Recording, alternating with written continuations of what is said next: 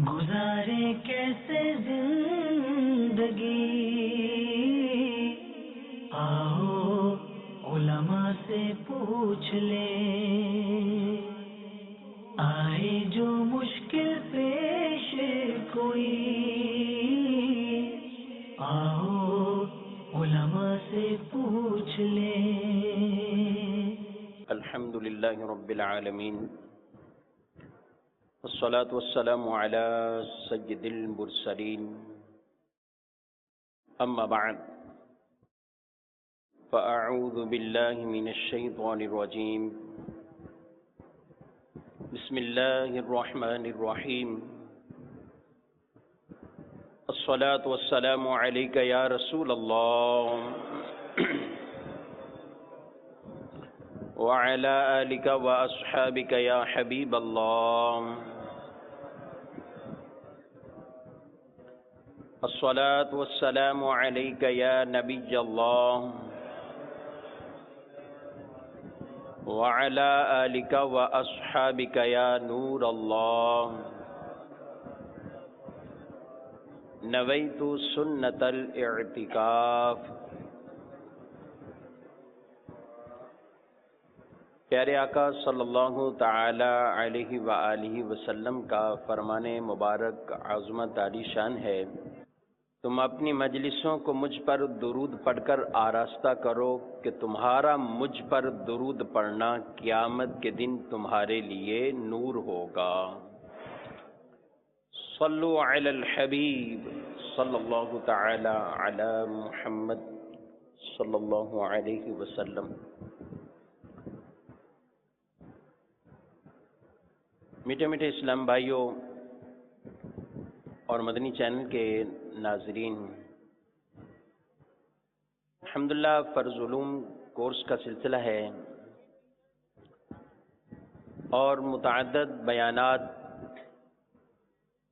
جن کا تعلق عقائد سے ہو، عبادات سے ہو، معاملات سے ہو، گاہے بگاہے ہم سن رہے ہیں۔ آج کا جو ہمارا موضوع ہے اس کا تعلق عبادات سے ہے اور ارکان اسلام میں سے ہے۔ ارکان اسلام وہ 5 چیزیں جن پر اسلام کی بنیادوں کو رکھا گیا ہے، اس میں توحید و رسالت کی شہادت کے بعد نماز، اور نماز کے بعد تیسرا بنیادی رکن زکوٰۃ ہے، اور زکوٰۃ یہ فرض ہے، اور اس زکوٰۃ کو اس کا انکار کرنے والا، اس کا منکر، وہ کافر ہو جاتا ہے، دائرہ اسلام سے خارج ہو جاتا ہے۔ زکوٰۃ کو ادا نہ کرنے والا سخت گناہگار اور فاسق کہلاتا ہے۔ زکوٰۃ کا بھی ایک مخصوص وقت ہے، مخصوص چونکہ مال پر، مخصوص لوگوں پر کئی عبادات ہیں، عبادت بدنی بھی ہوتی ہیں، مالی بھی ہوتی ہیں۔ بعض عبادتیں وہ جس میں ہمارا بدن کی محنت لگتی ہے، بدن کی توانائی خرچ ہوتی ہے۔ بعض عبادتیں وہ ہیں جس میں ہمارا مال خرچ ہوتا ہے، بعض وہ ہیں کہ جس میں مال بھی خرچ ہو رہا ہے، بدن کی بھی توانائی خرچ ہوتی ہے۔ تو بدنی عبادت جیسے نماز کی ادائیگی کرتے ہیں، بدنی عبادت ہے، روزہ رکھتے ہیں، بدنی عبادت ہے، روزے میں ہمیں کوئی مال خرچ نہیں کرنا پڑتا۔ زکوٰۃ ادا کرتے ہیں تو زکوٰۃ صرف مالی عبادت ہے، مال دیا زکوٰۃ کا فریضہ ادا ہوتا ہے، اور حج کے لیے جاتے ہیں مال بھی خرچ ہوتا ہے، بدن کی بھی توانائی خرچ ہوتی ہے، تو اس اعتبار سے حج بدنی عبادت بھی ہے، مالی عبادت بھی ہے، یعنی دونوں کا مجموعہ ہے۔ تو عبادات بعض مال پر بعض بدن کے حوالے سے، زکوٰۃ کا جو فریضہ ہے یہ فریضہ بھی مالی عبادت ہے، اور ہر ایک پر چکے ضروری نہیں ہے۔ نماز ہے اس کے لیے کوئی شرائط نہیں ہے، امیر ہو غریب ہو، مالدار ہوں وہ بھی اسی صف میں ہیں، غریب ہیں تو وہ بھی اسی صف میں ہیں۔ اور زکوٰۃ کا وہ فریضہ ہے کہ جو مخصوص لوگوں پر مخصوص نصاب مال ہونے کی وجہ سے اور مخصوص اس کی شرائط، انداز، طریقے، اس کے مطابق اس مال کو نکالنا، وہ زکوٰۃ کہلاتا ہے۔ اور چونکہ زکوٰۃ کا معاملہ یعنی مالی طور پر اللہ کی راہ میں مال کو دینا، چاہے جو اس کے مصارف کو بیان کیا گیا، تو زکوٰۃ پہلے بھی انبیاء پر مختلف طریقے سے اس کا، ان کی جو ہے وہ پہلی شریعتوں میں بھی، پہلی امتوں میں بھی اس کا اللہ کی طرف سے حکم رہا ہے۔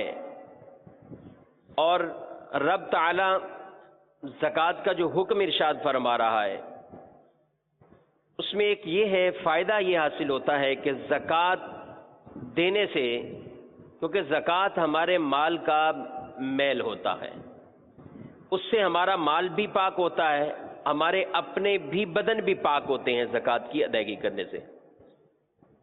قرآن مجید فرقان حمید میں ارشاد فرمایا کہ آپ ان سے لیجئے صدقات کو اور ان کو پاک کیجئے، ان کا تزکیہ کیجئے۔ مال آدمی جمع کرتا ہے تو اس میں حرص، اس میں طمع، اس میں اور کئی چیزیں جو مال کی وجہ سے فخر، تکبر میں پڑ جاتا ہے،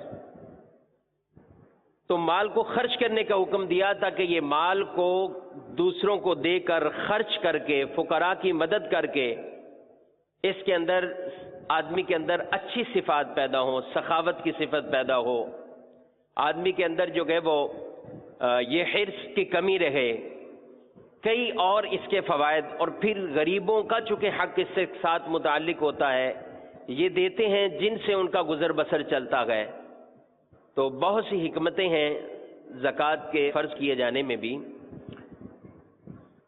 تو زکوٰۃ کہتے ہیں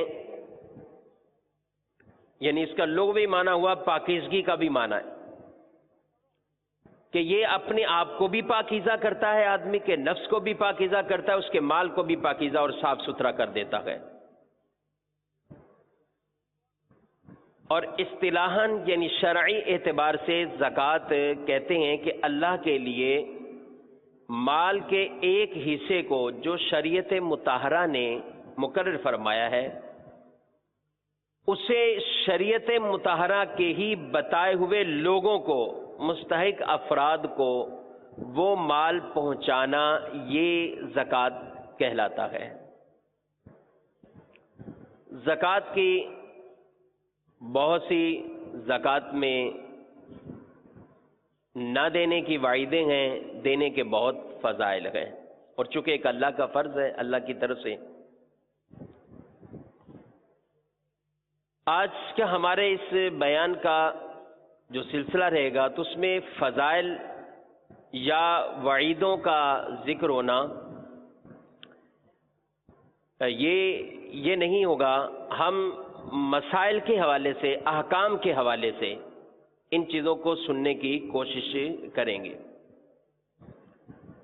جس میں مختلف انداز سے یہ تھوڑا سا موضوع کہ کس پر فرض ہے، نصاب کیا ہے، پھر فرض مال کے کتنا نصاب ہونے پر اس کی پھر آگے شرائط کیا ہیں، پھر زکوٰۃ جس کو دینی ہے اس کا معیار کیا ہے، تو یہ تھوڑا سا اس حوالے سے آپ کی انتہائی توجہ کا طالب رہوں گا کہ آپ انتہائی توجہ کے ساتھ اور اس کو سنیں گے تو انشاءاللہ یہ موضوع ہمیں آسانی سے امید ہے سمجھ میں آ جائے گا انشاءاللہ سمجھ۔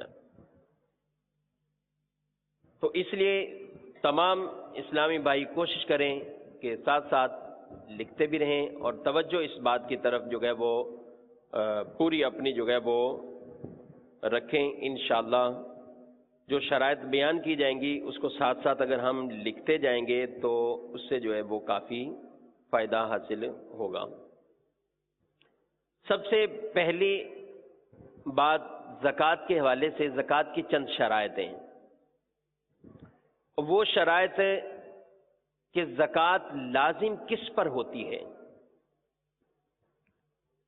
کتنا مال ہو، کون کون سا مال ہے، اس میں کیا شرائط گئے۔ اور یہ یاد رکھیں کسی بھی معاملے میں کسی چیز کا شرط کا بیان کیا جانا وہ بڑا ایک اہم کردار رکھتا ہے، کیونکہ جب شرائط پوری ہوں گی تو ہی اس چیز کا وہ فریضہ اس پر لازم آتا ہے۔ اور شرائط میں مختلف جو ہے وہ اس کی تفصیل ہے، مال کے حوالے سے بھی اور دیگر۔ تو پہلی بات یہ ہے کہ زکوٰۃ کی شرائط۔ نمبر 2، کون کون سے مال پر زکوٰۃ لازم ہوتی ہے۔ پہلی بات زکوٰۃ کی شرائط۔ دوسری اموال زکوٰۃ، زکوٰۃ کے مال کون سے ہیں جس پر زکوٰۃ لازم ہو۔ اور تیسری بات ہے مستحق زکوٰۃ کون ہے، یعنی جس کو مصارف زکوٰۃ کہا جاتا ہے۔ زکوٰۃ کن کن لوگوں میں اس کا حقدار کون ہے، کس کو زکوٰۃ دی جا سکتی ہے۔ کیونکہ ہم نے زکوٰۃ کی تعریف بھی سنی کہ مخصوص قسم کا مال میں سے ایک مخصوص حصہ اللہ کے حکم سے مخصوص لوگوں کو، جو شریعت مطہرہ کی بیان کیے گئے افراد، زکوٰۃ کے حقدار، ان لوگوں تک پہنچانا، ان کو دینا، مالک بنانا، یہ زکوٰۃ کی تعریف ہے۔ تو یہ چند باتیں بڑی ہی بنیادی باتیں ہیں، اور ان میں پہلی بات میں کچھ بورڈ پہ بھی ساتھ لکھ دیتا ہوں، آسانی رہے گی انشاءاللہ۔ زکوٰۃ کی شرائط اور اموال زکوٰۃ اور زکوٰۃ کے حقدار۔ نمبر 1، زکوٰۃ کی شرائط۔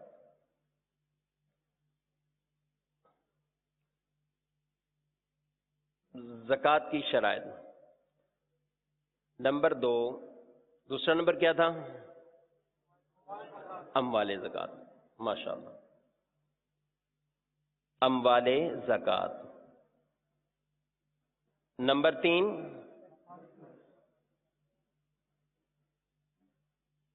مصارف زکوٰۃ، یا اس کو لکھتے ہیں مستحق زکوٰۃ، زکوٰۃ کا حقدار کون ہے۔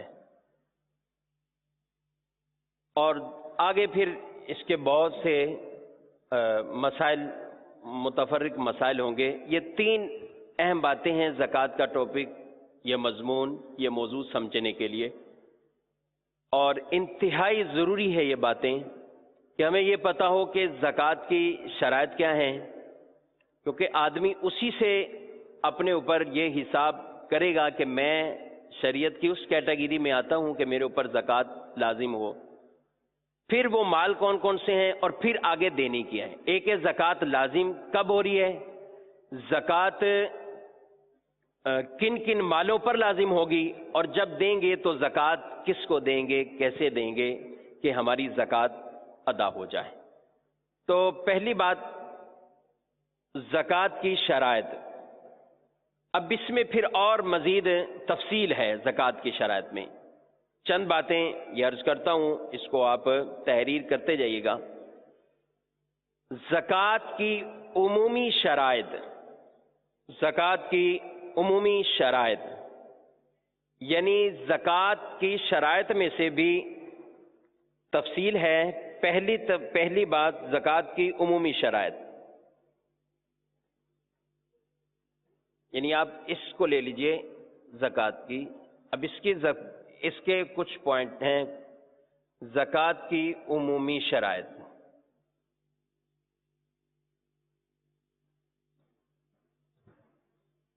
عمومی شرائط میں سے کیا ہے کہ عام زکوٰۃ مسلمان پر لازم ہے، بالغ افراد پر لازم ہے۔ یہ زکوٰۃ کی بنیادی اور عمومی شرائط ہیں۔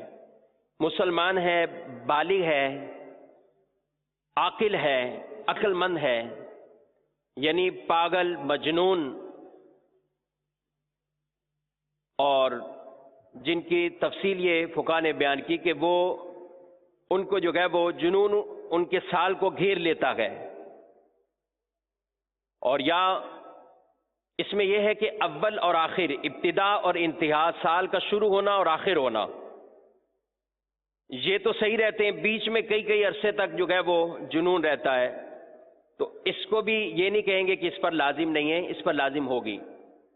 جس کو سال کو جو گھیر لے ایسا جنون، اور بعض ایسے ہوتے ہیں کہ جو پاگل مجنون نہیں بلکہ جن کو بہرا کہا جاتا ہے اور ماتو کہا جائے، یعنی جو پاگل پن والی باتیں کریں لیکن جو حرکتیں عام پاگل کرتے ہیں وہ نہیں ان سے ہوتی، تو ایسے کے بارے میں یہ ہے کہ اگر ان کو کبھی کبھی فاقہ بھی ہوتا ہے تو پھر اس پر بھی زکوٰۃ کا فریضہ جو ہے وہ یہ آئے گا۔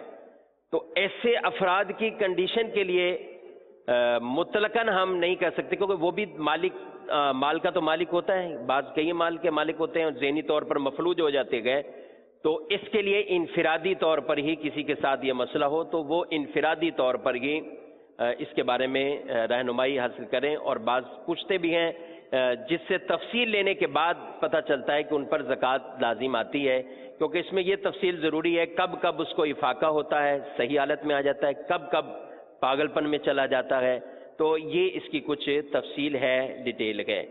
مسلمان ہونا، بالغ ہونا، نابالغ کے مال پر زکوٰۃ نہیں ہے، نابالغ کے مال پر زکوٰۃ نہیں ہے۔ اب یہ جو عمومی شرائط ہیں اس میں نمبر 1 مسلمان ہونا،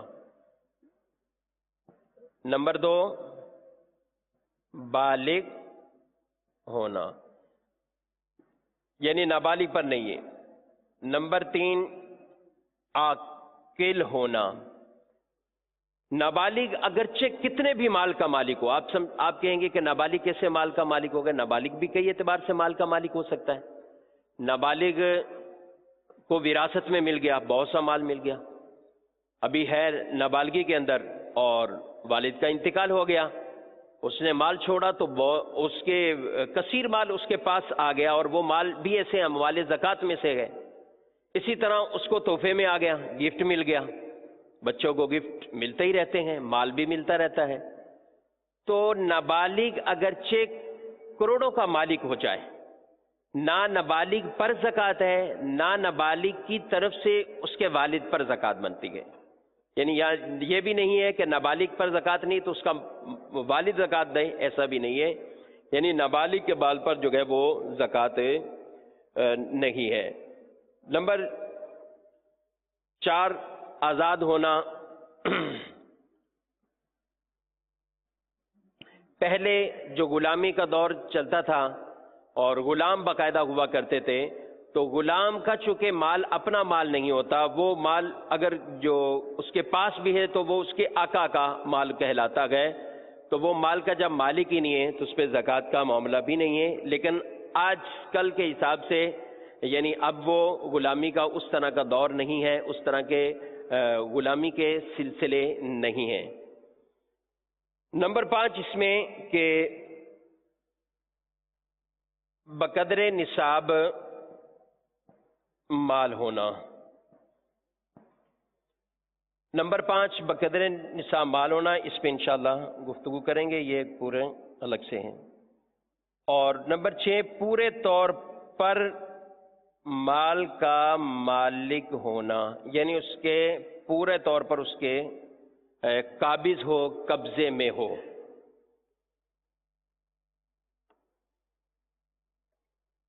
یہ ایک یعنی زکوٰۃ کی شرائط میں سے ایک شرط، زکوٰۃ کی شرائط میں سے پہلی بات ہم نے پڑھی کہ زکوٰۃ کی عمومی شرائط، ایک بات ہم نے پڑھی۔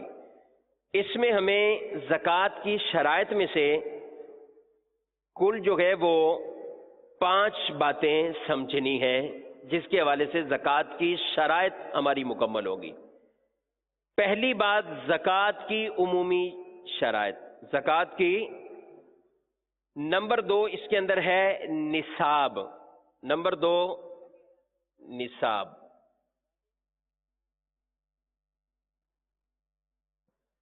نمبر 2 نصاب۔ نمبر 3 تکمیل سال۔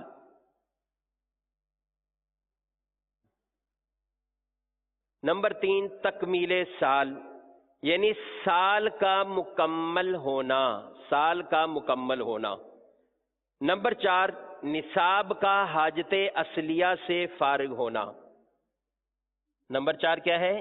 نصاب کا، ساتھ ساتھ پڑھتے جائیں انشاءاللہ یاد رہے گا، نصاب کا حاجت اصلیہ سے فارغ ہونا۔ نمبر 4 نصاب کا حاجت اصلیہ سے فارغ ہونا، اور نمبر 5 قرض سے فارغ ہونا، یعنی نمبر 5 قرض سے فارغ ہونا۔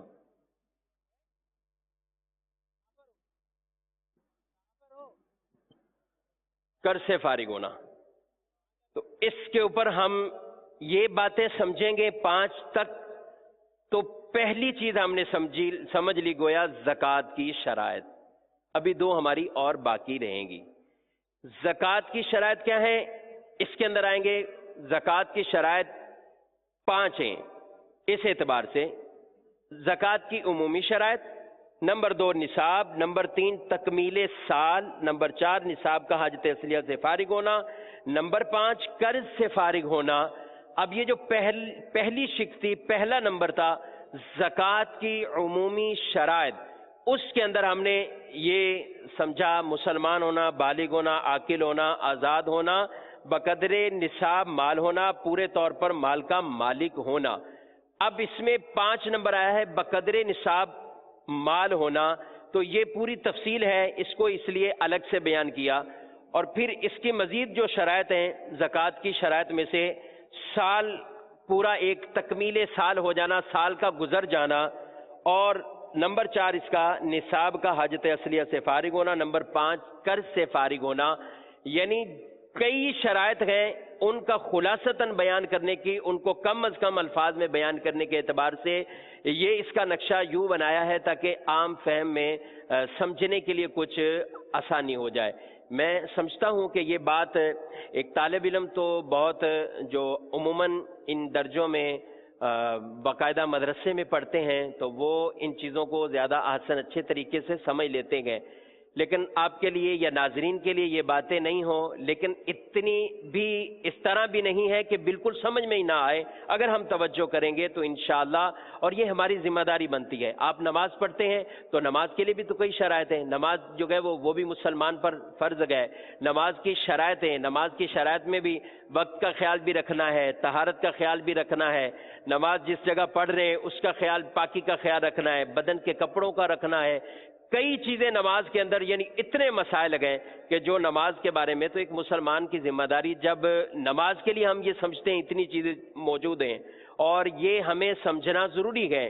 اسی طرح زکوٰۃ کے بھی بہت سی شرائط ہیں، جب ہم سمجھیں گے، آپ اس نقشے کو دیکھتے ہوئے ان جو باتوں کو بتا رہا ہوں آپ سمجھنے کی کوشش کریں گے تو انشاءاللہ زکوٰۃ کا کوئی معاملہ اس طرح آپ اپنے طور پہ اپنے آپ کو دیکھنا ہے کہ میرے اوپر زکوٰۃ لازم ہے یا نہیں ہے، کیونکہ یہ جو چیزیں ہم سیکھ رہے ہیں یہ کسی کو بتانے فتویٰ دینے کے لیے تو نہیں ہے کہ ہم لوگوں کے اس طرح فیصلے کر پائیں گے، لیکن امید ہے کہ زکوٰۃ کے بارے میں جو چاہتا ہے مجھے ایک اچھی خاصی یہ علم ہو جائے، نالج آ جائے مجھے کہ زکوٰۃ کیسے آدمی پر لازم ہوتی ہے، مال کون سے ہوتے ہیں، زکوٰۃ ادا کیسے کرنی ہوتی ہے۔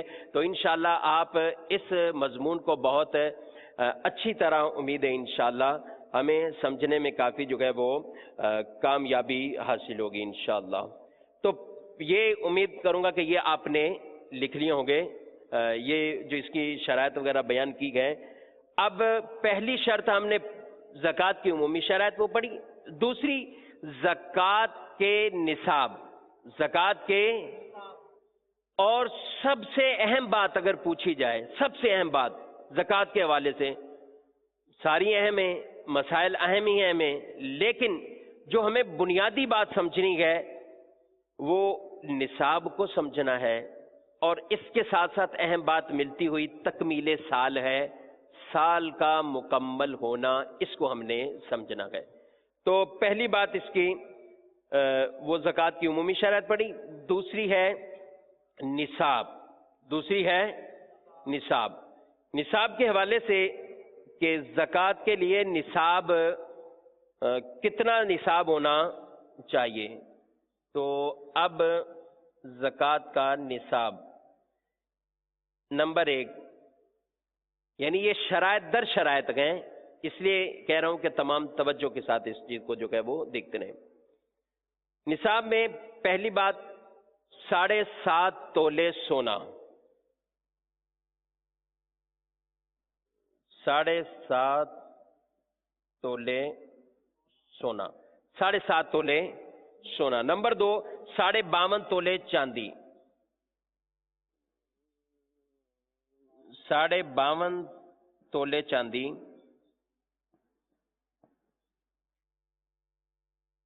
ساڑھے 7 تولے سونا، 52.5 تولے چاندی۔ نمبر 3 چاندی کی مالیت کے برابر کرنسی، چاندی کی مالیت کے برابر کرنسی، کسی بھی ملک کی کرنسی ہو، چاندی کی مالیت کے برابر currency.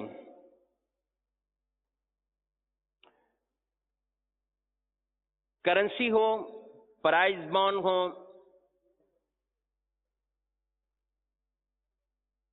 Currency, prize bond. Number 4 2 یا 202 سے زیادہ کو ملایا جائے تو 52.5 تولے چاندی کے برابر ان کی مالیت پہنچ جائے، ان کی رقم پہنچ جائے۔ 2 کو ملانے سے، 2 یا 2 سے زائد مال زکوٰۃ کو ملانا، 2 یا 2 سے زائد مال زکوٰۃ کو ملانا۔ اور نمبر 5 چرائی کے جانور،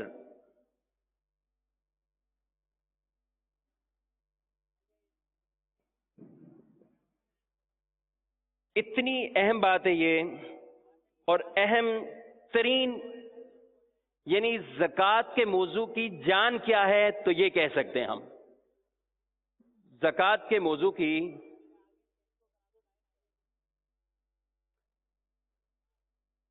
دو نظر آ رہا، 2 یا 2 سے زائد مال زکوٰۃ کو ملانا، چرائی کے جانور۔ اب آپ سمجھ لیجئے، پہلے آپ سمجھ لیجئے، امید ہے آپ نے یہ 5 باتیں لکھی ہوں گی، اب اس کو اچھی طرح آپ نے سمجھ لینا ہے۔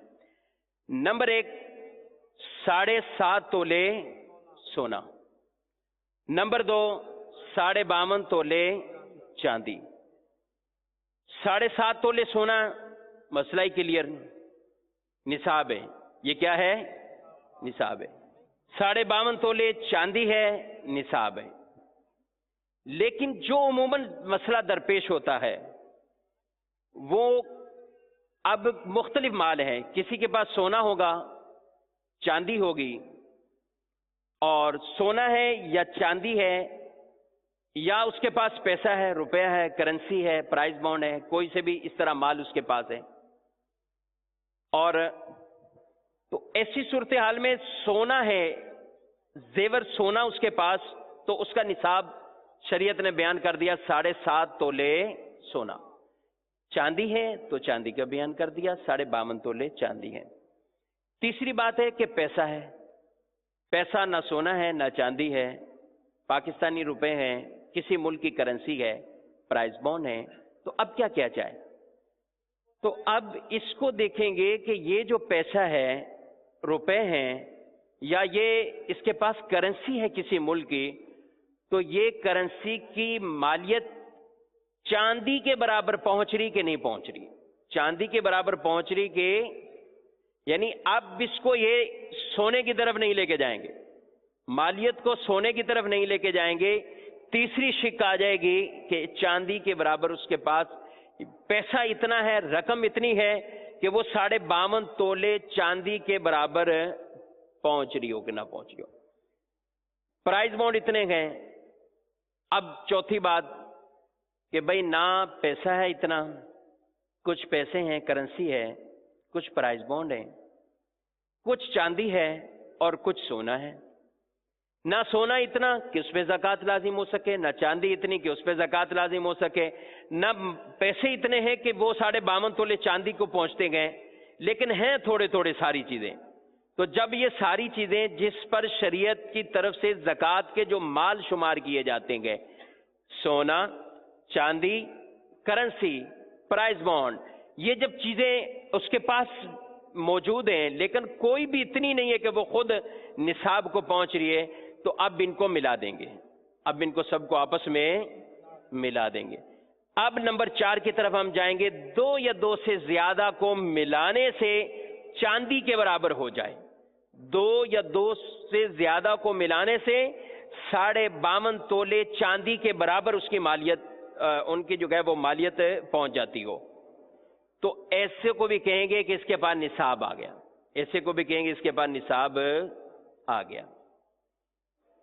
نمبر 5 اس میں چرائی کے جانور نصاب کے والے سے، یہ ایک پورا مضمون ہے اور جس کے اندر چرائی کے جانور، اور اس میں جن کو خاص اصطلاح میں سائمہ جانور کہا جاتا ہے، اور یہ وہ جانور ہوتے ہیں کہ جن کے لیے گھاس وغیرہ، چارہ وغیرہ ان کو نہیں ڈالا جاتا اس طرح، بلکہ یہ مباح جو ہے وہ گھاسیں کھانے کے لیے یہ دریاؤں کے کنارے، جنگلوں میں ادھر ادھر چر کر اپنا گزر بسر کرتے ہیں، اور سال کا اکثر حصہ اسی میں جو ہے وہ یہ اپنا گزارا کرتے ہیں.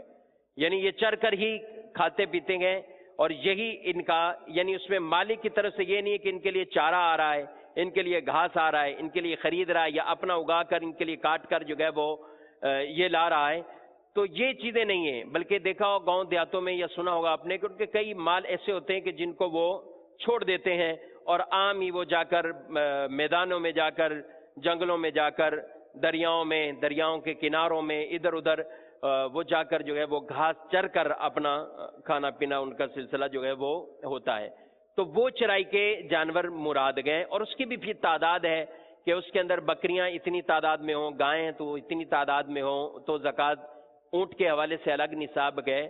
تو یہ ایک مخصوص موضوع ہے، ٹاپک ہے، اور اس کے حوالے عرض کروں گا کہ اگر کسی کے پاس جانور ہیں تو وہ اپنا الگ سے ان کے بارے میں رہنمائی حاصل کریں کہ ہمارے پاس جانور ہیں اور جانور اس کیٹیگری کے ہیں، اور اس کے مطابق ان کو رہنمائی دی جائے گی. عام عرض کرتا ہوں کہ باڑے کے جانور بھینسیں لوگوں نے پال رکھی ہوتی ہیں، باڑا بنایا ہوا ہے، باڑے کے اندر چارہ آتا ہے، گاڑیاں آتی ہیں چاروں کی، گھاس خریدے جاتے ہیں، وہ سب ان کو جو کھانا پینا ہے اس کا خود انتظام کرتے گئے. تو ایسی بھینسوں پر زکوٰۃ لازم نہیں ہے. ایسی بھینسوں پر زکوٰۃ لازم نہیں ہے، یعنی چاہے گھر کے اندر یہ رکھی ہوئی ہیں، چاہے باڑے کے اندر رکھی ہوئی ہیں، بھلے وہ بھینسیں تعداد میں زیادہ بنتی ہیں، لیکن ان کے کھانے پینے کے یہ انتظام اسلام خود یہ خرچ کر کے، خرید کر کے، انتظام کر کے یہ ڈالتا ہے. تو ان پر زکوٰۃ لازم نہیں ہے، ان بھینسوں پر. لیکن ان کی جو آمدنی حاصل ہو رہی ہے، دودھ حاصل ہو رہا ہے، اور دودھ کو بیچ کر یہ پیسہ آ گیا ان کے پاس، تو یہ پھر اس کی کیٹیگری، اب پیسہ آیا تو پھر وہ پیسے کی کیٹیگری کے اندر چلا جائے گا. تو یعنی فی نفسہی ان بھینسوں پر جو ہے وہ زکوٰۃ کا فریضہ لازم نہیں آتا ہے. اسی طرح جانور پالے ہوئے، اور جانور پالے ہوئے کسی نے، ہاں البتہ وہ جانور جو تجارت کے لیے پالتے ہیں، جنہوں نے جانور کو خریدا اور وقت خرید ہی تجارت کے لیے گئے، تو یہ انشاءاللہ مسئلہ مال تجارت کے اندر زکوٰۃ کے مال کون کون سے ہیں، اس کی شک کے اندر انشاءاللہ اس طرح کے بھی جو ہے وہ کچھ احکام بیان کیے جائیں گے. تو یعنی مال تجارت اس کو بنا دیا، اور اس کی کیا ڈیٹیل ہے وہ اس میں پڑھیں گے. البتہ مختصر یہ ہے کہ جانور اگر تجارت کے لیے خریدا ہی ان کو بیچنے کے لیے گئے تو پھر ان کے اوپر زکوٰۃ کا فریضہ لازم آئے گا، ان کو عام مال تجارت ہی شمار کیا جائے گا. تو 4 نمبر آپ سمجھ گئے، 5واں نمبر بھی اس کے اندر بیان ہو چکا. یہ چیزیں ہیں نصاب کو دیکھنے کے حوالے سے.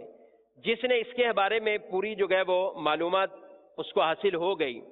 اب مثال کے طور پہ اگر کوئی ہم سے یہ کہے کہ ہمارے پاس 7.5 تولے سونا تو نہیں ہے، ہمارے پاس صرف 2 تولے سونا ہے، 2 تولے سونا ہے، تو اب ہم اس سے زکوٰۃ کے حوالے سے کیا پوچھیں گے کہ اس پہ زکوٰۃ لازم ہوتی کہ نہیں ہوتی، یا وہ اپنے آپ میں کیا سمجھے کہ میرے اوپر زکوٰۃ لازم ہے کہ نہیں ہے. تو اس سے یہی مزید سوال ہیں.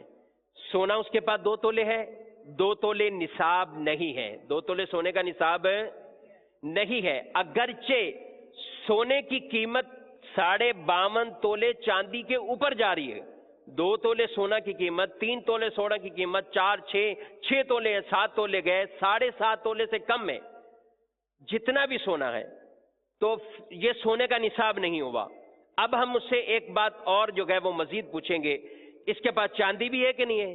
چاندی نہیں ہے، چاندی نہیں ہے. اچھا ٹھیک ہے، آپ کے پاس کوئی اور رقم ہے؟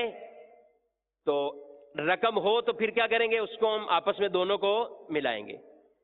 رقم بھی نہیں ہے، چاندی بھی نہیں ہے، پرائز بانڈ بھی نہیں ہے، مال تجارت بھی نہیں ہے، صرف سونا ہی ہے.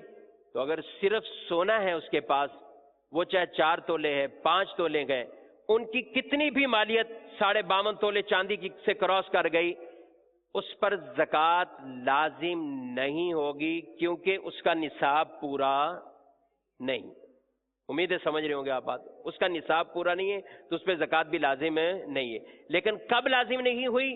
جب اس کے پاس کوئی اور بھی مال نہیں آ رہا، جب اس کے پاس کچھ اور بھی نہیں ہے، تو اب اس کے اوپر کوئی زکوٰۃ کا معاملہ جو ہے وہ نہیں ہے.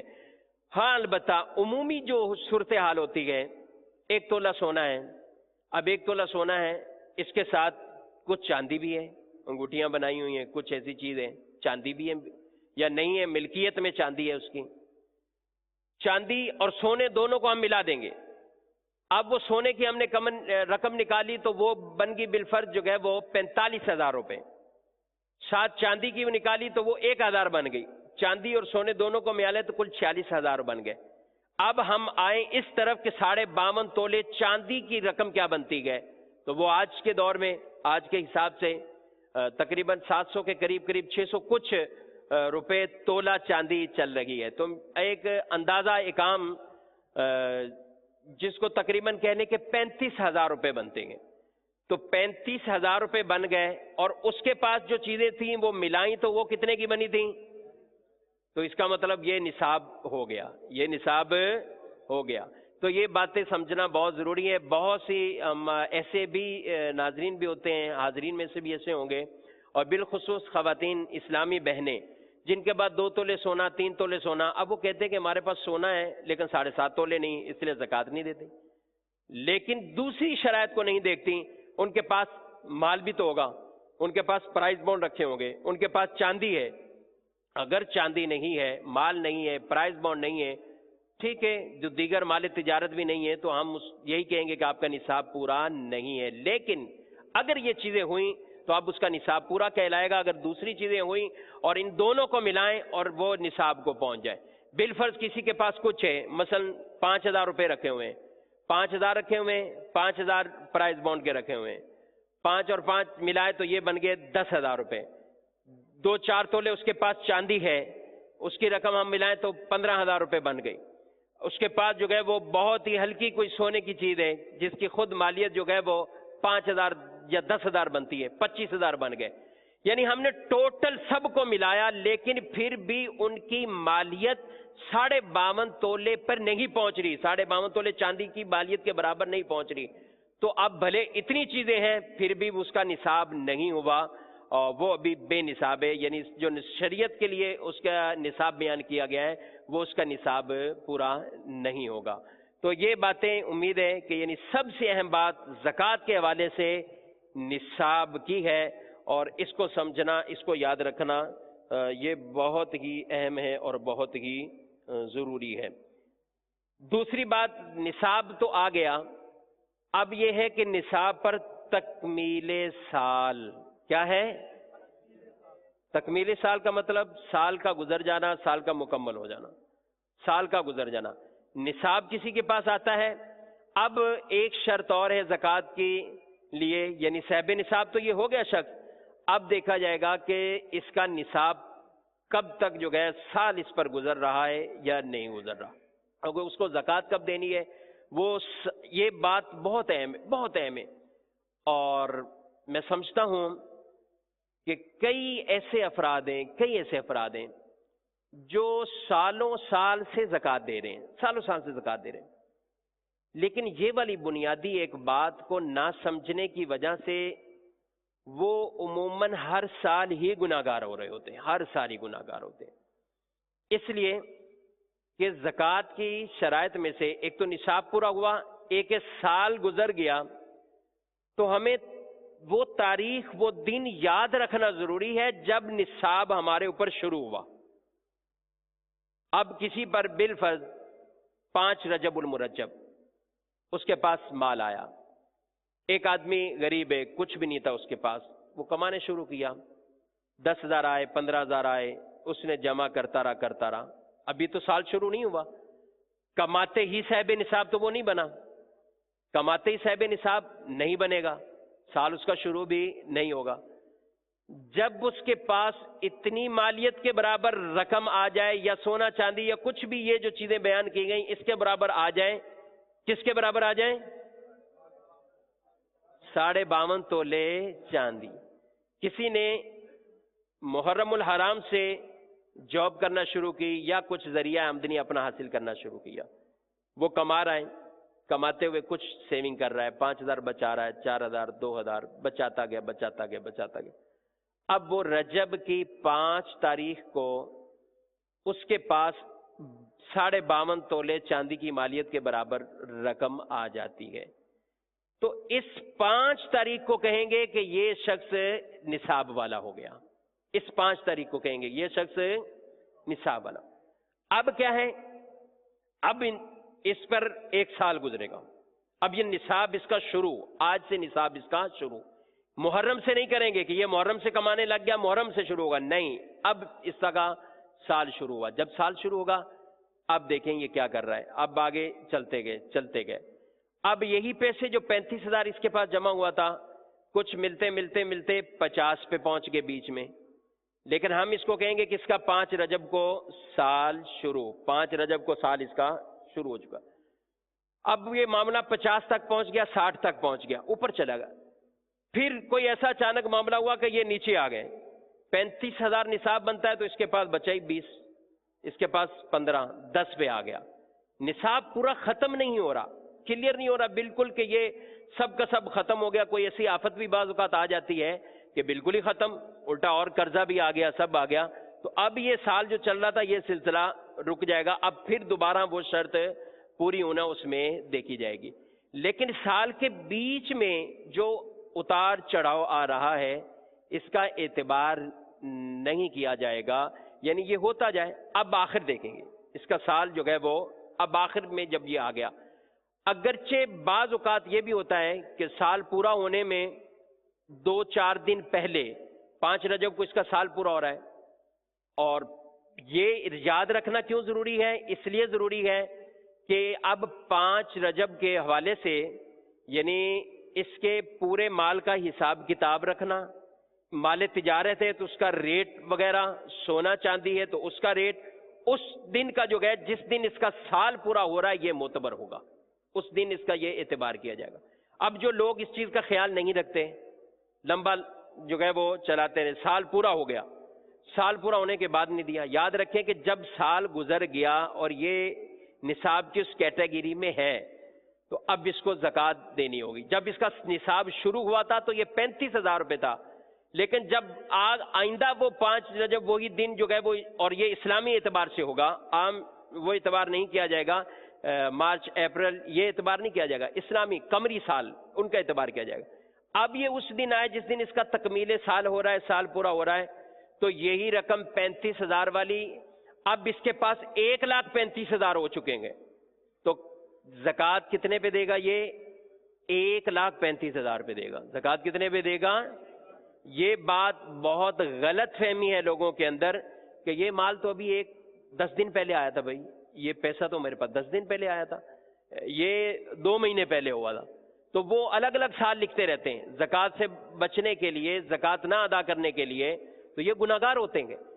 اس کا نصاب شروع ہوا تھا 5 لاکھ سے، یہ چلتا ہوا رہا، چلتا یہاں پہنچا، اور یہاں اس کا نصاب جو ہے وہ اب کچھ 2 مہینے پہلے رقم اس کے پاس آئی تو وہ بھی اس میں شامل ہوگی، ہاں کچھ کم ہو گئی بالفرض۔ 10 لاکھ پہ نصاب چلا تھا، اس میں بھی اس نے شادی کر لی، اور شادی کر کے پیسہ خرچ کر لیا، کسی اور جگہ خرچ کر لیا، اپنے گھر میں لگا دیا، مکان کی تعمیر کر لی، کچھ بھی ایسا کر لیا، یعنی مال زکوٰۃ سے ہٹ کے اس نے اس پیسے کو خرچ کر دیا۔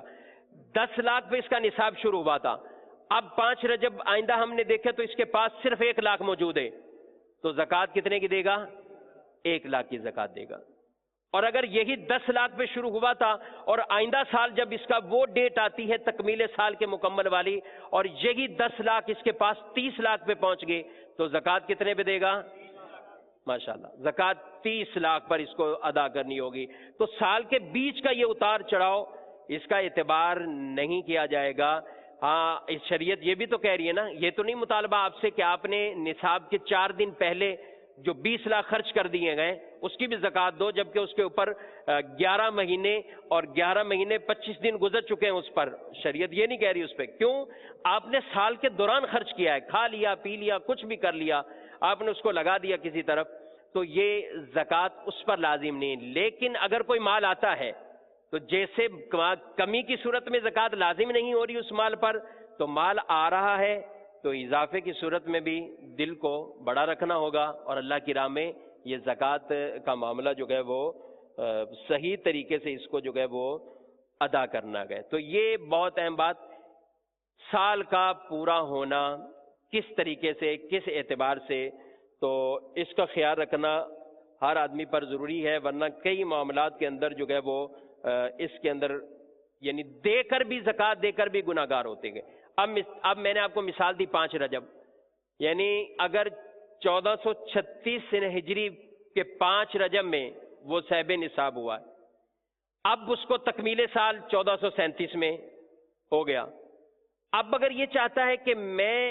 زکوٰۃ رمضان میں دوں گا، جیسے کہ ہماری اکثریت ہے، اب وہ کہتے ہیں ہم رمضان میں زکوٰۃ دیں گے، حالانکہ وہ زکوٰۃ بھی ادا کر رہا ہے، لیکن جب تکمیل سال پورا ہو گیا، سال مکمل ہو چکا ہے، اب تاخیر نہیں کر سکتا، اب تاخیر کرنا اس کے لیے جائز نہیں ہے۔ جب تاخیر کرے گا گناہگار ہوگا، بلا عذر شرعی جو ہے وہ تاخیر ہو ہی نہیں سکتی، اور اس میں اب اس کو دینا ہی دینا ہے۔ اور بعض کیا کرتے ہیں، مال نکالتے ہیں، اپنا ہی مال نکالا سائڈ پہ رکھ دیا، یہ زکوٰۃ کا ہم نے نکال دیا ہے، کہاں سے نکالا ہے؟ ایک جیب سے نکال کے لاکر میں رکھ دیا ہے، نکال دیا ہم نے، اب کب دیں گے؟ جب ہم بیچ میں دیتے رہیں گے، آگے جب بھی ہمیں کوئی ملے گا تو ہم دیتے رہیں گے، تو یہ بھی گناہگار ہو رہے ہیں، کیونکہ اب سال مکمل ہونے پہ کوئی حق نہیں بنتا کہ اس کو آپ اپنے پاس رکھیں، اب وہ مستحق زکوٰۃ تک پہنچانا ہی پہنچانا، یہ آپ کی ذمہ داری ہے۔ اور کوشش اس میں یہی کی جائے کہ آدمی گناہگار نہ ہو اس حوالے سے کہ وہ اپنا حساب کتاب پہلے بنا کر رکھے، اس کو یہ یاد رکھنا، تاریخ کو یاد رکھنا، آپ سمجھ گئے ہوں گے کہ کتنا اہم ہے اس تاریخ کو یاد رکھنا، کہ جس وقت آپ پہلے صاحب نصاب ہوئے تھے اس کو یاد رکھنا، یہ بہت ضروری ہے۔ اور میں سمجھتا ہوں کہ بہت سے ہمارے اسلام بھائی یہی سوچ رہے ہوں گے کہ ہم کب بنے تھے، ہم کب صاحب نصاب بنے تھے، تو ظاہر ہے اس کے بارے میں آپ کو ہی سوچنا ہے، آپ غور و فکر کریں، خود اپنا ذہن غالب کریں، سوچیں کہ آپ کے پاس مال کب آنا شروع ہوا تھا، کب آپ نے جاب کی تھی کہ جو ذریعہ آپ کا پاس تھا جس کی وجہ سے مال آیا، یا کسی وجہ سے بھی، تو یہ ساری چیزوں کو اس میں آپ نے دیکھنا اور غور کرنا یہ ضروری ہے۔ آگے اس میں کتنی باتیں؟ زکوٰۃ کی شرائط میں پہلی بات زکوٰۃ کی عمومی شرائط، دوسری نصاب، اور تیسری تکمیل صاحب۔ یہاں تک آپ نے سمجھ لیا۔ نمبر 4، نصاب کا حاجت اصلیہ سے فارغ ہونا، یعنی جب نصاب اس کا شروع ہو رہا ہے، اب اس کو یہ بھی دیکھیں گے، جیسے میں نے عرض کیا کہ کسی کے پاس اتنا مال آ جاتا ہے کہ 52.5 تولے چاندی کے برابر پہنچ جاتا ہے، تو ہم اس کا نصاب شروع کر رہے ہیں، اس کو کہیں کہ صاحب نصاب ہے۔ اس میں ایک شرط ہے کہ حاجت اصلیہ سے وہ مال اس کا فارغ ہو۔ حاجت اصلیہ آدمی کی وہ بنیادی ضروریات، وہ اخراجات، مثال کے طور پہ اس کے پاس 35,000 روپے تو آ گئے، لیکن 35,000 جو اس کے پاس آئے ہیں، یہ اس نے 5,000 اسی مہینے کا بل ادا کرنا ہے، اس نے 10,000 یہ اس کی حاجت میں کہ اس نے یہ راشن میں صرف کرنا ہے، جو اس کے گھر کے یہ معاملات چلیں گے، تو جب یہ خرچ ہوگا تو وہ نصاب سے کیا ہو جائے گا؟ کم ہو جائے گا۔ تو جب یہ کم ہو جائے گا تو یہ نصاب شمار نہیں کیا جائے گا، یہ نصاب شمار کیا۔ لیکن یہ حاجت اصلیہ جو عام گزر بسر کے لیے جو ضروریات زندگی کے معاملات گئے، ان سے فارغ ہونا ہے، نہ کہ کوئی اور ہے کہ بھئی میرا ارادہ میں نے آگے جا کر یہ کرنا ہے، میرا ارادہ میں نے وہ چیز لینی ہے، اور ایسی ضروریات کے لیے جو حاجت اصلیہ جن کو شمار نہیں کیا جاتا ان کے لیے پیسہ رکھا ہوا، تو اب اس چیز کا اعتبار نہیں کیا جائے گا۔ جو عام گزر بسر کی ضروریات زندگی کے معاملات ہیں، ان کو حاجت اصلیہ، ان کا ہی اعتبار اس میں کیا جاتا ہے، اور جب ہم ان کو دیکھیں گے تو پھر ہمیں واضح طور پر یہ پتہ چل جائے گا کہ حاجت اصلیہ میں رقم کم ہونے کی وجہ سے نصاب کو رقم چونکہ اس کی کم ہو جائے گی، نصاب اس کا پورا نہیں کہلائے گا۔ نمبر 5، اس میں قرض سے فارغ ہونا، یعنی رقم تو ہے اس کے پاس، مسئلہ یہ ہے کہ اس نے خود قرض دینا ہے، اس کے پاس 50,000 موجود ہے، لیکن 50,000 میں اس نے 25,000 روپے قرض دینا ہے، تو جب 25,000 قرض دے گا تو پیچھے بچے گا 25,000، اور نصاب کتنا ہے؟ کتنا نصاب ہے؟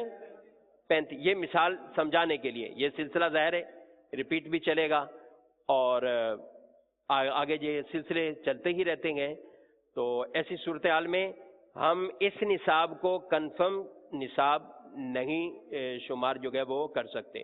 چاندی کا نصاب بہت پہلے بہت زیادہ تھا، اب دیکھیے چاندی جیسے جیسے مالیت کے اعتبار سے کم ہوئی تو اب نصاب جو ہے وہ اس کا 34-35 کے درمیان آ چکا ہے، حالانکہ اس سے پچھلے سالوں میں 60-65 پر اس کا نصاب پہنچا گیا۔ تو یہ جب زکوٰۃ دے رہے ہیں یا جب صاحب نصاب کوئی بن رہا ہے تو اس وقت کا جو ہے وہ اس کا اعتبار کیا جائے گا۔ تو اب اس کے پاس پیسہ ہے لیکن وہ قرض میں ڈوبا ہوا ہے، تو جب قرض میں گئے تو اب ایسی صورتحال کے اندر بھی اس پر وہ زکوٰۃ کا معاملہ جو ہے وہ نہیں آئے گا۔ اب اس نے، یا یہ بھی ہے کہ اس نے قرض کے اندر دینا ہے، بھر رہا ہے، آگے قرض بھر رہا ہے، اس کے بعد رقم تو آئی ہے، اس کی BC کھل گئی، اس کے بعد 2 لاکھ روپے آ گئے، 2 لاکھ روپے اس کے پاس BC کے آگے ہیں جو اس کی BC کھل چکی ہے، اور اس نے BC کے اندر جو پیسے بھرے تھے وہ 20,000 روپے بھرے، اور 2 لاکھ روپے اس کو مل گئے۔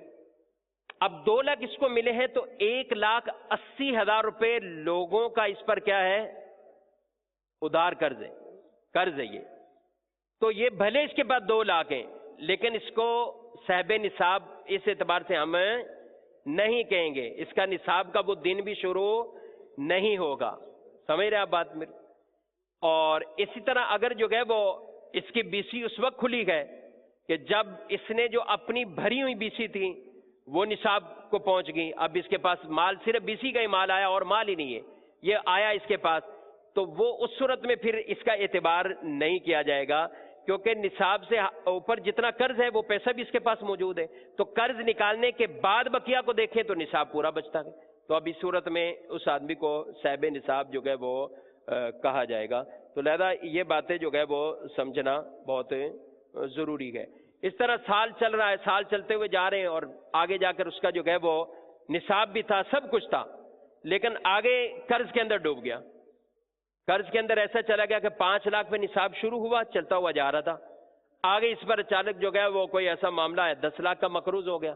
اب جب 10 لاکھ کا مقروض ہو گیا تو 5 لاکھ اس کے پاس موجود ہے، 5 لاکھ کا مزید مقروض ہو گیا، تو یہ بھی سلسلہ اس پہ زکوٰۃ کا نہیں رہے گا، کیونکہ اب یہ خود جو ہے وہ یہ آدمی مقروض ہو چکا ہے۔ ہر مسئلے میں کئی سکے ہیں، کئی مسائل گئے، کئی احکام گئے۔ یہاں ہم ایک عام گفتگو کر رکھے گئے کہ ہم زکوٰۃ کا، اگر کوئی طالب علم دین کو سیکھنے والا، دین سے محبت کرنے والا، سمجھنے والا، زکوٰۃ کا موضوع ایک سمجھنا چاہے تو اس کے لیے یہ مختلف انداز سے یہ احکام شرعیہ بیان کیے جا رہے ہیں۔ کسی فرد واحد کا اپنا ذاتی مسئلہ تو وہ کسی بھی فارمولے کو خود اپنا کر یہ اس کا رزلٹ نہ نکال لے کہ میرے اوپر نہیں بنتا۔ اب دیکھیں، ہم نے 2 چیزیں 4 چیزیں سمجھ رہے ہیں، اتنی چیزیں گئے، تو جب ایک کسی عالم سے، کسی مفتی سے رابطہ کریں گے تو وہ اتنی چیزوں کو سامنے رکھتے ہوئے ان کا فیصلہ کریں گے کہ ان میں زکوٰۃ لازم ہو رہی ہے یا زکوٰۃ لازم نہیں ہو رہی۔ ایک چیز کو سامنے رکھتے ہوئے ہم یہ نہیں کہہ سکتے کہ بقیہ اس کے اوپر۔ بعض اوقات کو یہ بھی کہتا ہے میں قرض دار ہوں، میں خود قرضے کے اندر ہوں، لیکن جب ہم اس کے مال کو دیکھیں تو وہ مال، دیگر جو مال ایسے گئے، جب اس کی تفصیل لیں گے تو ہو سکتا ہے قرضہ ادا کرنے کے بعد بھی اس کے پاس بکثرت مال بچتا ہو اور وہ مال زکوٰۃ ہو جس کے اوپر جو ہے وہ نصاب کے حوالے سے شرائط پوری اور زکوٰۃ اس کی لازم بھی ہوتی ہو۔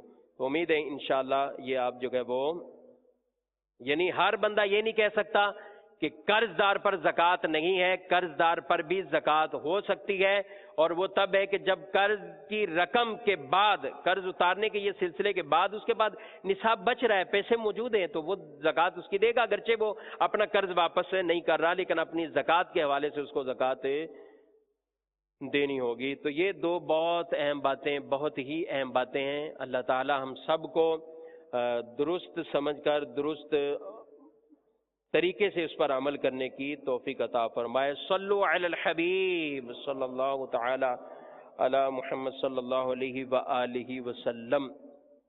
ہمارا مدنی مقصد کیا ہے؟ اپنی اور ساری دنیا کے لوگوں کی کوشش کرنی ہے انشاءاللہ عز و جل۔ دوسرا نمبر کیا تھا ہمارا؟ اموال زکوٰۃ۔ اس کو بھی سمجھنا بہت ضروری ہے اور اس سے بھی ہمارا واسطہ پڑے گا۔ یہ تو ہم نے سمجھی زکوٰۃ کس پر لازم، شرائط کیا ہے، کیا لوازمات مال کیا ہے۔ اب وہ مال کون کون سے ہیں جن پہ زکوٰۃ لازم ہوتی ہے شریعت کی طرف سے؟ تو وہ بھی چند جو ہے وہ مخصوص مال گئے، یعنی کہیں کہ اپنی تمام جو کچھ موجود ہے اس پر زکوٰۃ ہے، تو ایسا نہیں ہے۔ کئی چیزیں آپ انشاءاللہ اس میں آپ کو سمجھ آئیں گی۔ اموال زکوٰۃ، اس میں نمبر 1 یہ آپ کئی چیزیں نصاب میں جو آپ پڑھ چکے ہیں انہی کے ہم تھوڑا سا ادھر جو ہے وہ لے کر آئیں گے۔ نصاب میں آپ نے پہلی چیز کیا پڑھی تھی؟ کیا پڑھی تھی؟ سونا۔ نصاب میں ہم نے پہلی کیا چیز پڑھی؟ سو تو نہیں گئے آپ؟ زیور، سونا۔ سونا پہلی چیز یہ پڑھی، اس کا نصاب ہم نے۔ دوسری چیز چاندی۔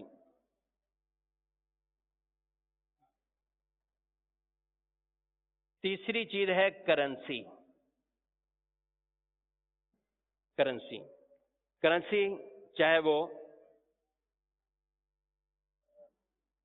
روپے، رقم، ریال، ڈالر، کچھ بھی۔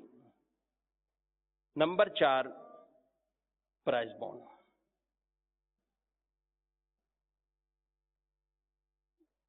نمبر 5 مال تجارت۔ نمبر 5 مال تجارت۔ مال تجارت۔ نمبر 6 چرائی کے جانور۔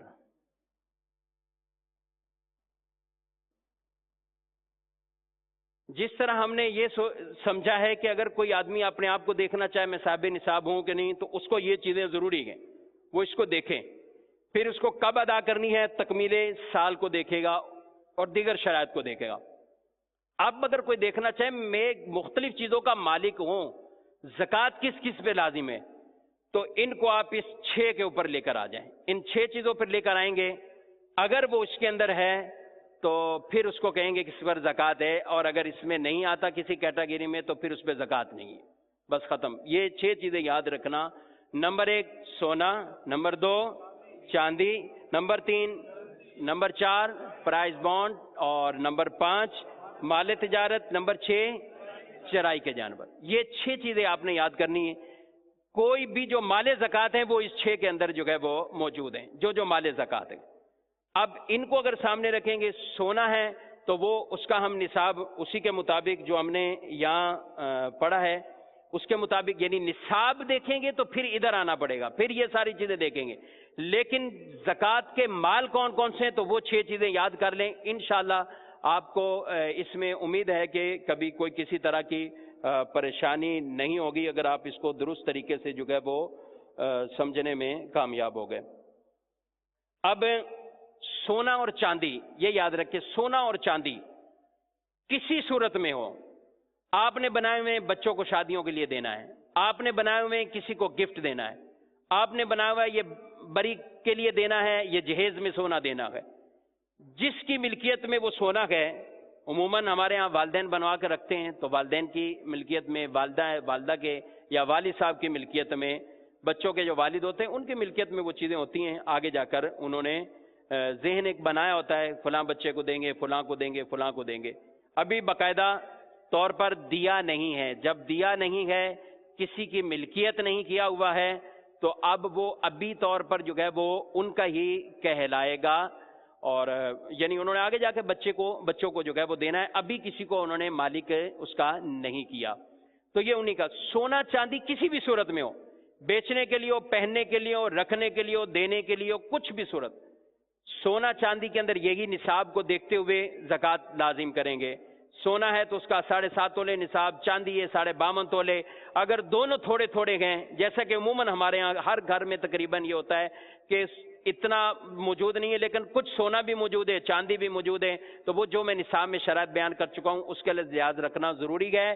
یعنی یہ غلط فہمی ہے لوگوں میں، جو یہ سمجھتے ہیں کہ ہمارے پاس سونا تو فقط تجارت کے لیے ہم نے جو ہے وہ تو تجارت کے اعتبار سے بھی اس پر جو ہے وہ دوسرا معاملہ ہی نہیں، یعنی وہ یہ سمجھتے ہیں، بات سوری، کہ جو کہتے ہیں کہ ہم نے تو پہننے کے لیے، استعمال کے لیے، تو پہننے والے زیورات پہ زکوٰۃ نہیں ہوتی، یہ غلط ہے، یہ بالکل غلط معاملہ ہے کہ پہننے والے سونے چاندی پہ زکوٰۃ نہیں ہے، یہ غلط فہمی ہے، ایسا نہیں ہے۔ رسول اکرم صلی اللہ علیہ وسلم نے کسی عورت کو جو ہے وہ یہ کہا کہ جس نے ہاتھ میں کنگن پہنے ہوئے، فرمایا کہ کیا اس کی زکوٰۃ دیتی ہو؟ کہا نہیں۔ کہا تم پسند کرتے ہو کہ یہ تمہیں آگ کی جو ہے وہ کنگن پہنایا جائے؟ تو یعنی یہ ہمیں واضح طور پر روایات بتا رہی ہیں، پہننے کے لیے بھی اگر سونا ہے تو اس پر سال بسال بمطابق شرائط زکوٰۃ لازم ہوتی رہے گی۔ تو پہلی بات سونا چاندی۔ دوسری کرنسی پر ہوگی، چاہے وہ ریال کی صورت میں، ڈالر کی صورت میں، پاکستانی روپے ہیں یا کچھ اور روپے آپ کے پاس، یہ بھی اس کو بھی جو ہے وہ ساتھ جو طریقہ یہ بیان کیا کہ 2 مال ہیں، 2 سے زیادہ ہیں، سب کو ملا کر 52.5 تولے چاندی کے برابر دیکھتے ہیں۔ پرائز بانڈ ہے، پرائز بانڈ پہ بھی زکوٰۃ ہے۔ اس طرح نمبر 5 مال تجارت، اس پر زکوٰۃ ہے۔ اور نمبر 6 چرائی کے جانور۔ چرائی کے جانور کو ہم تفصیل میں نہیں جائیں گے، اس کی کچھ تفصیل میں آپ کو عرض کر چکا ہوں۔ مال تجارت کو صحیح طریقے سے سمجھنا ضروری ہے کہ تجارت کا مال کیا کہلاتا ہے۔ آپ کے پاس ایک گاڑی ہے، کار ہے، اب آپ نے کہا کہ اس کار کو میں نے بیچنا ہے، بس تنگ آ گیا ہوں، بس بیچنا ہے، تو کچھ سمجھ جاتے ہیں کہ یہ بھی اب تجارت بن گیا، کہ اس کی نیت ہوگی تجارت کے لیے۔ نہیں، خریدتے وقت جس کو بیچنے کی نیت سے، تجارت کی نیت، بیچنے کی نیت سے کسی چیز کو خریدا، خریدنے کا جب عقد ہو رہا ہے، آپ مکان خرید رہے ہیں اور نیت اس کو بیچنے کی، آپ نے گاڑی خریدی بیچنے کے لیے، جو گاڑیوں کے کاروبار کرتے ہیں ظاہر ہے بیچنے کے لیے، اس طرح کوئی عام بھی اگر جزوی ایک گاڑی بھی خریدتا ہے اس لیے کہ اس کو آگے بیچنا ہے، وہ اس کے لیے بھی مال تجارت بنے گا۔ موبائل خریدا، مکان خریدا، کپڑے خریدے، کچھ بھی خریدے، کیا نیت ہے؟ بیچنا ہے، تو خریدتے وقت بیچنے کی نیت مال تجارت، یہ بات یاد رکھنا ضروری۔ خریدتے وقت بیچنے کی نیت، یہ کیا کہلائے گا؟ مال۔ بعد میں تجارت کا ذہن ہو گیا، یعنی بیچنے کا ذہن ہو گیا، جس چیز کو ہم نے بیچنا ہے، تو یہ تجارت کے زمرے میں نہیں آئے گی۔ اسی طرح تجارت بیچنے کے لیے خریدا، لیکن اب جو ہے وہ نیت اس کی تبدیل ہو گئی، کرائے پہ چڑھا دیا، خود کہتا ہے کہ میں اب اس میں رہتا رہوں گا، بیچنا ہی نہیں ہے، تو یہ پھر اس کو بھی یہ تجارت سے نکال دے گا۔ تو ہر اعتبار سے اس کی جو ہے وہ مختلف شرائط اور کیٹیگری ہیں جس کا خیال رکھنا جو ہے وہ ضروری ہے۔ بعض بہت مہنگی مہنگی چیزیں ہوتی، بڑی مہنگی چیزیں ہیں، آدمی اس کو خریدتا ہے لیکن بیچنے کی نیت بھی نہیں، جب خریدتا ہے تو بیچنے کی نیت نہیں ہے، تو جب بیچنے کا ارادہ نیت نہیں ہے تو زکوٰۃ بھی اس پہ لازم ہے نہیں ہوگی، زکوٰۃ بھی اس پہ لازم ہے نہیں ہوگی۔ اب کسی کے پاس بالفرض بس ہے، ایک بس ہے، وہ بس چلایا کرتا ہے، اب بس کسی کے پاس ہے، وہ یہ کہتے ہیں سمجھتا ہے میں اس کی زکوٰۃ دوں یا نہ دوں، بس کی مالیت جو ہے وہ 40 لاکھ روپے بن رہی ہے۔ اسی طرح مہنگی گاڑی ہے، وہ اس کے استعمال میں یا کرائے پہ دیتا ہے۔ اب اگر وہ ذہن میں یہ سوال لاتا ہے کہ میری گاڑیوں پر زکوٰۃ ہے کہ نہیں، میرے مال پر میری بسوں پہ زکوٰۃ ہے کہ نہیں، تو ہم اس کے مال کو ادھر ان 6 چیزوں میں لے کر آ جائیں گے۔ بس سونا نہیں ہے، بس سونا، چاندی، کرنسی، پرائز بانڈ، جانور، تو ہے کیا؟ مال تجارت کیسے ہوگی؟ مال تجارت تب بنے گی جب اس نے بس کو بیچنے کے لیے خریدا تھا، بس کو بیچنے کے لیے، بس کو جب اس نے بیچنے کے لیے خریدا تو مال تجارت ہے، اس نے تو چلانے کے لیے خریدا ہے، اس نے تو کہا ڈرائیور رکھوں گا اور یہ چلتی رہے گی، اس سے میری آمدنی ہوتی رہے گی، تو یہ تجارت ہے۔ تو یہ مثال اس لیے دی ہے کہ تجارت کو سمجھنا بہت ضروری ہے۔ ہم ہر چیز کو سمجھتے ہیں کہ یہ تجارت ہے، یہ تجارت ہے۔ ایک آدمی فیکٹری لگا کے اس نے بہت مہنگی مہنگی مشینیں رکھی ہوئی، بڑی مہنگی مہنگی، لاکھوں میں اس کی مالیت ہے مشین کی، لیکن مشین کا کیا کام ہے؟ مال بنائے گی۔ مشین کا کیا کام ہے؟ مال بناتی ہے۔ تو مشین مال بنائے گی، مال کی صفائی کرے گی، مال کو تیار کرے گی، مشین اس آلات میں آتی ہے، مشین اس کے آلات میں ہے، آلات تجارت میں آئے گی، کاروبار کے آلات میں آئے گی، لیکن اس نے مشین کو بیچنے کے لیے نہیں خریدا، اس نے مشین کو چلانے کے لیے، مشین سے کام لینے کے لیے اس نے خریدا گئے۔ تو اب یہ بھی اس کی تجارت نہیں کہلائے گی۔ جو مال تجارت کے لیے اس کا تجارتی مال تیار ہو رہا ہے، اب یہ مال جو اس نے خریدا ہے، کئی چیزیں بنتی ہیں اور وہ بنانے کے لیے مختلف مال اس کو خریدنے پڑتے گئے، مختلف مال خرید کر پھر کوئی ایک صورت کسی چیز کی تیار ہوتی ہے اور وہ مال آگے جاتا ہے۔ تو یہ مال جو اس نے تجارت کے لیے خریدے ہوئے، اگرچہ جزوی خریدے ہوئے، کوئی فرنیچر کا کام کرتا گئے تو وہ فرنیچر کے اندر لکڑی بھی خریدتا گئے، اس کے اندر دیگر اور چیزیں بھی وہ خریدتا ہے کہ جس نے اس تجارت کا جز بننا ہوتا ہے۔ تو یہ سامان اس کا جو ہے یہ تجارتی سامان کہلاتا ہے، جس کو خریدا بیچنے کے لیے، جس سے یہ سامان تیار کرے گا، اور بھی چاہے وہ تیار شدہ سامان ہو یا جزوی ٹکڑے صورت میں اس کے اندر پڑا ہوا گئے، تو یہ تجارتی ہی سامان کہلائے گا۔ باقی جو آمدنی کے لیے مشین ہو، بس ہو، ٹرک ہو، اس نے ٹرک رکھے ہوئے کہ میرا سامان وہاں سے لے کر وہاں لوڈ کر کے لے کے جائیں گے، سامان پہنچائیں گے، تو یہ ٹرک اس کے کام اس میں آ رہے ہیں، تو یہ تجارت میں نہیں ہے، یہ تجارت کے طور پر نہیں ہے۔ اسی طرح کسی نے درجنوں کاریں رکھی ہوئی ہیں، کاریں ہیں اس کے پاس، لیکن وہ کاریں کس پہ؟ رینٹ پہ دینے کے لیے، وہ جاتی ہیں، دیہڑی لگاتی ہیں، ہفتہ وار جاتی ہیں، وہ کماتی ہیں اور آمدنی لے کر آتی ہیں، تو ان کاروں کی مالیت پر زکوٰۃ نہیں ہے۔ کیوں زکوٰۃ نہیں ہے؟ کہ اس لیے اس نے ان کو بیچنے کے لیے نہیں خریدا، اس نے ان کو بیچنے کے لیے نہیں خریدا۔ کسی کے پاس جو ہے وہ اب یہ کوئی سوال کرے کہ بھائی یہ موبائل، ایک موبائل میرے پاس ہے، ایک موبائل اور ہے میرے پاس، جب ایک موبائل اس کے پاس اور ہے تو یہ مال جو موبائل ہے یہ بھی لاکھ روپے کا ہے، یعنی مہنگا موبائل ہے، زکوٰۃ لازم ہو رہی کہ نہیں ہو رہی؟ تو ہم اس کو 6 چیزوں میں ہی دیکھیں گے کہ یہ مال، یہ موبائل ہے کیا چیز، تو بقیہ 5 چیزوں میں تو کچھ نہیں، ایک چیز آئے گی کہ مال تجارت ہے کہ نہیں، اس نے اپنے پاس شوقیہ طور پہ ہی رکھا ہوا ہے یا بیچنے کے لیے لیا تھا۔ اگر بیچنے کے لیے تو زکوٰۃ ہے، اور اگر بیچنے کے لیے نہیں ہے تو زکوٰۃ نہیں ہے، بھلے لاکھ روپے کا موبائل اس کے پاس ہے۔ اس طرح بڑے بڑے جو ہے وہ ڈائمنڈ ہیں، کوئی اور چیزیں ہیں، گھروں کے اندر جہیز بنا کے لوگ رکھتے ہیں، اور عموماً لوگ اس میں سوال بھی کرتے رہتے ہیں، بیٹی کی شادی آگے جا کر ہونی ہے، جہیز تیار ہے، 2 لاکھ روپے کا جہیز تیار ہے، اب وہ گھر میں پڑا ہوا ہے، سامان ہے جس میں گھر کے اندر جو ہے وہ صوفے بھی ہیں، بستر بھی ہیں، برتن بھی ہیں، کپڑے بھی ہیں، سب چیزیں ہیں، 2 لاکھ روپے کا سامان ہے، تو کیا شادی اب یہ جو 3 سال 4 سال یہ آگے جا رہا ہے سلسلہ، یہ زکوٰۃ لازم ہوتی رہے گی، تو اب ہم اس جہیز کو بھی انہی 6 چیزوں پہ لے کے آ جائیں گے، جہیز کو بھی انہی 6 چیزوں پہ لے کے آئیں گے۔ اب جہیز کے اندر سونا ہے تو بالکل جہیز میں بعض کا سونا بھی ہو سکتا ہے، بچیوں کو شادی پر دینے کے لیے سونا بھی رکھتے ہیں، چاندی بھی رکھتے ہیں۔ تو میں نے عرض کیا سونا چاندی چاہے دینے کے لیے ہو، چاہے بیچنے کے لیے ہو، چاہے پہننے کے لیے، اس کا نصاب دیکھا جائے گا۔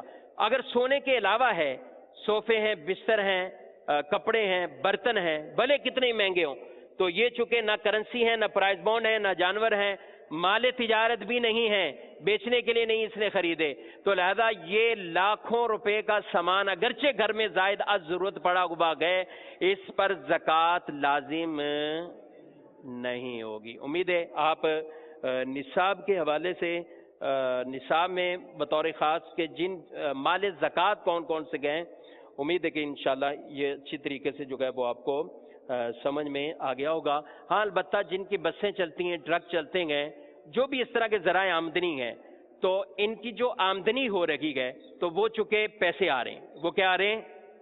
تو مال زکوٰۃ میں سے پیسہ بھی ہے نا، کرنسی بھی ہے، پھر وہ دیگر اپنی ساری شرائط کے وہ نصاب پہ پورے ہو رہے ہیں کہ نہیں ہو رہے۔ اگر کسی کے پاس جمع ہی نہیں ہو رہا، بھلے اس کی 20 لاکھ کار کی مالیت 20 لاکھ ہے، وہ کما کے لاتی ہے، روزانہ 5,000 کما کے لاتی ہے، لیکن اس کے گھر کے اخراجات ہیں، یہ ختم کر دیتا ہے، تنخواہ دے دیتا ہے، ڈرائیور کو دے دیا، یہ کر دیا، ختم کر دیا، اس کے پاس سیونگ نہیں ہو رہی، تو بھلے یہ 20 لاکھ کی کار چلا رہا ہو یا 50 لاکھ کی چلا رہا ہو، اس پر زکوٰۃ کا معاملہ نہیں آئے گا۔ تو زکوٰۃ مال تجارت جس کو خریدتے وقت بیچنے کی نیت ہوگی تو اسی کا جو ہے وہ اعتبار کیا جائے گا۔ صلو علی الحبیب صلی اللہ تعالی علی محمد صلی اللہ علیہ وآلہ وسلم، صلاۃ و سلام علیک یا سیدی یا رسول اللہ۔ تیسری شک کیا تھی؟ مصارف زکوٰۃ، مستحق زکوٰۃ۔ تو تیسری ہمارے پاس یہ کیٹیگری ہے مستحق زکوٰۃ۔ یہ امید کروں گا کہ آپ نے اس کو جو ہے وہ لکھ لیا ہوگا۔ مصارف زکوٰۃ بھی بہت اہم چیز ہے کہ ایک چیز آدمی پر لازم ہو رہی ہے، اب اس کو درست طریقے سے آگے پہنچانا، درست طریقے پر آگے پہنچانا جو شریعت کے بیان کرتا ہے، کیونکہ زکوٰۃ کی تعریف ہی آپ نے یہ پڑھی ہے، سنی سمجھی ہے کہ مخصوص مال کا حصہ مخصوص لوگوں کو جن کو شریعت نے بیان کیا ہے، جو اس کے حقدار ہیں، ان تک پہنچانا۔ بعض اوقات غلطی ہوتی ہے کہ زکوٰۃ لازم ہو رہی ہے، آدمی سمجھتا ہے میرے اوپر زکوٰۃ نہیں، اس کی آپ نے شرائط پڑھ لی۔ بعض اوقات یہ ہے کہ زکوٰۃ کے مال میں وہ تعین نہیں کر پا رہا ہوتا، زکوٰۃ کا مال کون سا ہے، وہ بھی آپ نے شرائط پڑھ لی کہ اس میں تعین کرنے کے لیے آسانی کے لیے کیا ہے۔ اب تیسری غلطی، اور یہ غلطی بھی اہم ترین غلطیاں ہوتی ہیں لوگوں سے، کہ زکوٰۃ کو ادا کرنے میں غلطی کر جاتے ہیں، زکوٰۃ کو ادا کرنے میں غلطی کر رہی ہے، یعنی زکوٰۃ کس کو دے رہے ہیں اس کو ادا کرنے کے اندر غلطی کرنا۔ اب زکوٰۃ بھلے نکال دی، دیانتداری کے ساتھ پوری زکوٰۃ دینی، جس کو دے رہے ہیں وہ حقدار نہیں ہے، اس کو ہم نے دے دی، اور یہ سب کچھ جو ہے وہ غفلت کرتے ہوئے خود جو ہے وہ اس بات پر کہ وہ حقدار ہے کہ نہیں ہے، مستحق زکوٰۃ ہے کہ نہیں، اس کو ہم نے زکوٰۃ دے دی، تو اس طرح بھی زکوٰۃ ادا نہیں ہوتی ہے۔ زکوٰۃ بعض وہ ہیں کہ بعض رشتہ دار ایسے ہیں، رشتہ ایسا ہوتا ہے کہ جس کی وجہ سے ان کو زکوٰۃ دی ہی نہیں جا سکتی، زکوٰۃ دی ہی نہیں جا سکتی۔ وہ رشتہ کون سا رشتہ ہے؟ اس میں یعنی جن کو زکوٰۃ دی ہی نہیں جا سکتی، وہ 2-3 چیزیں پڑھتے ہیں تو اس کے بعد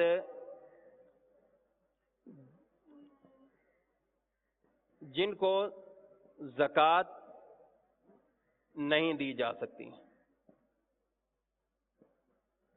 رشتے کی وجہ سے،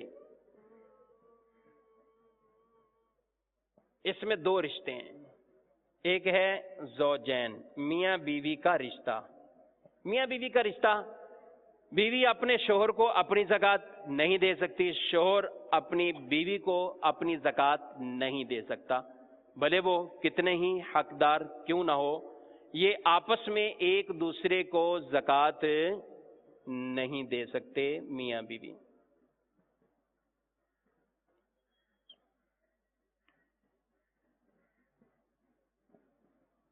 ماں باپ اولاد یہ رشتہ، یعنی دادا دادی نانا نانی، اسی طرح یہ اپنے بچے اور پوتے، یعنی آدمی خود جن سے پیدا ہوا ہے اور جو اس سے آگے اولادیں ہوئی ہیں، یہ کہلاتے ہیں اصول و فروع۔ اب اس کے ماں باپ ہیں، کوئی بچے اپنے ماں باپ کو زکوٰۃ نہیں دے سکتے، دیں گے تو زکوٰۃ ادا نہیں ہوگی۔ ماں باپ چاہیں کہ اپنی زکوٰۃ اپنے بچوں کو دے دیں تو اس سے بھی زکوٰۃ ادا نہیں ہوتی۔ بعض اوقات کچھ لوگ ایسی باتیں پوچھ رہے ہوتے ہیں کہ بیٹی ہے، شادی کی ہے، اب بیٹی اس حالت میں نہیں ہے، بہت ان میں غربت ہے، تو باپ اپنی زکوٰۃ اپنی بیٹی کو نہیں دے سکتا، اپنے بیٹے کو بھی اپنی زکوٰۃ نہیں دے سکتا، تو بھلے وہ کتنی بھی غربت میں ہوں۔ ہاں البتہ سسر اپنی زکوٰۃ اپنے داماد کو دے سکتا ہے، سسر اپنی زکوٰۃ اپنے داماد کو اگر دیکھتا ہے غریب ہے تو وہ اس کو دے سکتا ہے۔ اسی طرح داماد اپنی زکوٰۃ اپنی ساس یا سسر کو دے سکتا ہے اگر وہ مستحق زکوٰۃ ہوں، اگر زکوٰۃ کے حقدار ہوں تو یہ اپنی زکوٰۃ۔ اب شوہر بیوی کی بھی زکوٰۃ نکالتا ہے، اپنی بھی زکوٰۃ بالفرض نکال رہا ہے، یا بیوی نے اس کو اپنی زکوٰۃ دے دی کہ یہ 5,000 میری زکوٰۃ کے بنتے ہیں، 5,000 شوہر نے اپنی زکوٰۃ، تو اب یہ 10,000 کا اماؤنٹ ہے، اور اس داماد کا سسر وہ مستحق زکوٰۃ ہے، تو کیا یہ 10,000 اس کو دیے جا سکتے ہیں؟ نہیں دیے جا سکتے۔ کیوں؟ کیونکہ اس میں 5,000 بیوی کے موجود ہیں، اور جو ان کی بیٹی ہے تو بیٹی کی زکوٰۃ والد تک نہیں جا سکتی۔ سمجھ گئے ہوں گے؟ یہ دو رشتے کہ جن کو زکوٰۃ نہیں دی جا سکتی، میاں بیوی کا رشتہ، ماں باپ اور بچوں کا رشتہ۔ ایک اور ہے کہ جن کو زکوٰۃ دی ہی نہیں جا سکتی، اس میں نمبر 2 ہیں ہاشمی اور سید حضرات۔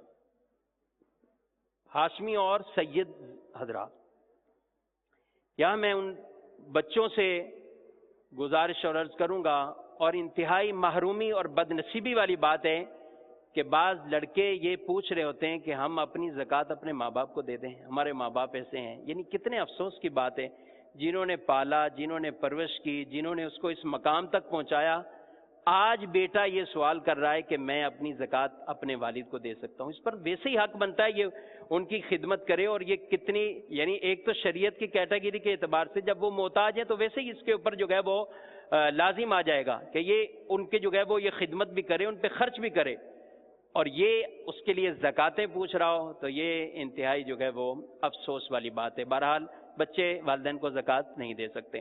ہاشمی اور سید حضرات، سادات اکرام، اس میں بات سمجھتے ہیں کہ صرف سادات کرام، یہ سمجھنا ضروری ہے ہاشمی اور سید یہ دونوں جو ہے وہ جدا جدا چیزیں ہیں۔ ایک چیز جو ہے وہ یعنی ہاشمی، بنو ہاشم، حضرت عبد المطلب کی اولاد میں سے حضرت عباس، حضرت حارث اور آپ کے پوتے حضرت علی اور حضرت عقیل جعفر، ان کی جو اولادیں ہیں یہ کہلاتی ہیں ہاشمی۔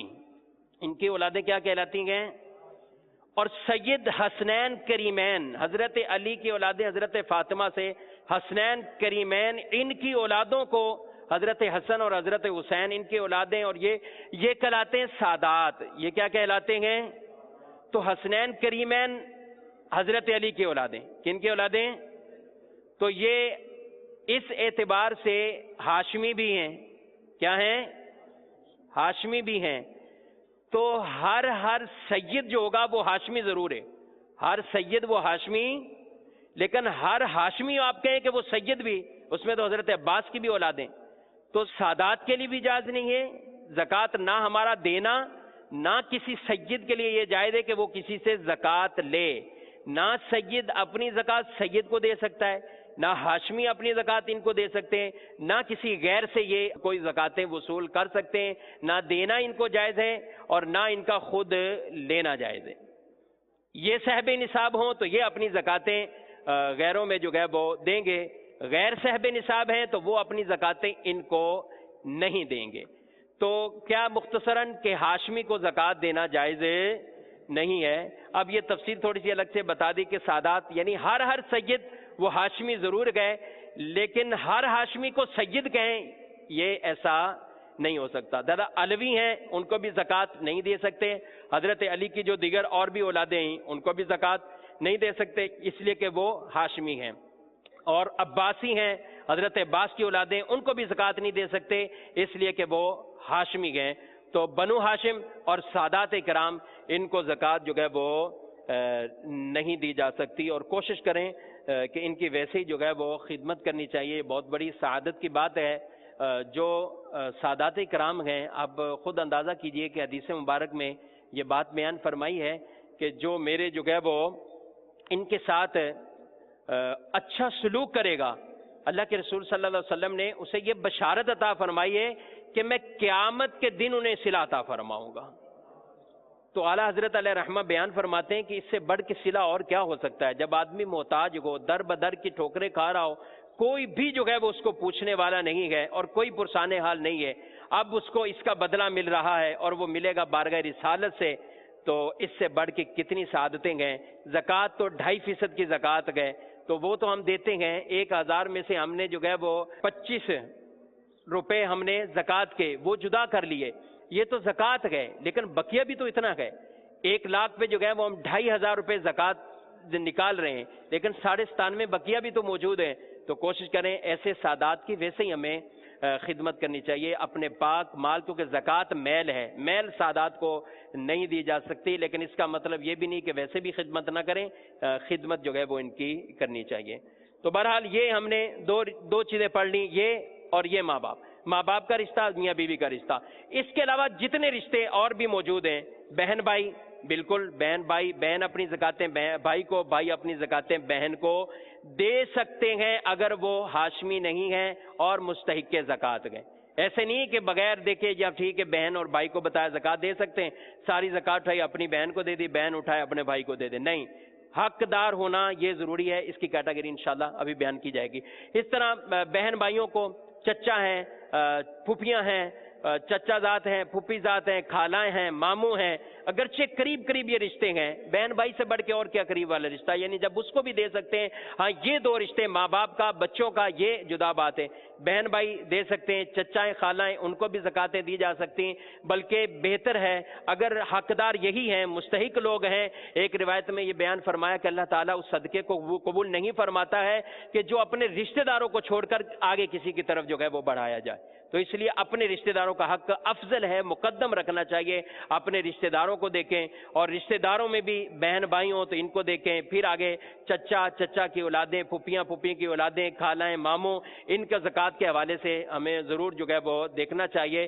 بعض کے رشتہ دار بڑے ایسے حالات میں ہوتے ہیں، بیمار ہیں، کچھ بھی حالات ہو رہے ہیں، لیکن قریبی رشتہ دار ان کو زکاتیں نہیں دیتے، اور اس کی وجہ سے جو ہے وہ مجبور لاچار ویسے ہی پڑے ہوتے. تو یہ کوشش کریں کہ ہمیں اپنے ان رشتہ داروں کو بھی خیال رکھنا چاہیے. آگے جو مزید بات، 2 چیزیں تو یہ ہوگی زکوٰۃ جن کو دے ہی نہیں سکتے.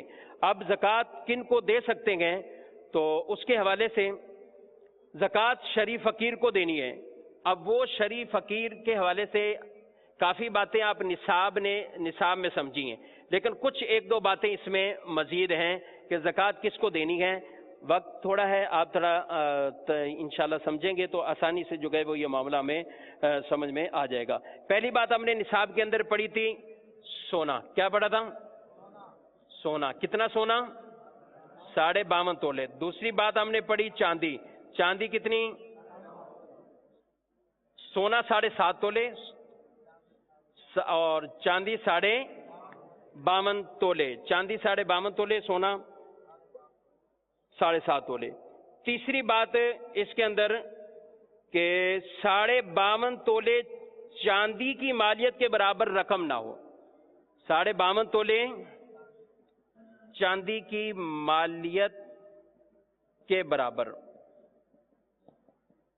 چاندی کی مالیت کے برابر رقم نہ ہو. نمبر 4 اب لکھ لیجئے ان کو. نمبر 4، 52.5 تولے چاندی کے برابر کوئی بھی مال نامی یعنی مال تجارت پرائز بانڈ نہ ہو. اسی کی مالیت کے برابر آپ لکھ لیجئے جلد جلد اس کو. 52.5 تولے چاندی کی مالیت کے برابر کوئی بھی مال نامی یعنی مال تجارت اتنا نہ ہو، مال تجارت وغیرہ. اور نمبر 5، اتنی ہی مالیت کا سامان حاجت سے زائد موجود ہو. زکوٰۃ فرض ہونے میں آپ نے یہ پڑھا ہے سامان جتنا بھی زیادہ ہو، لیکن تجارت کے لیے نہیں ہے تو زکوٰۃ لازم اس پر نہیں ہے. لیکن جس کو آپ زکوٰۃ دیں گے اس کے اندر یہ ایک اضافی بات ہے، اور جس میں یہ ہے کہ غیر حاجت والا سامان،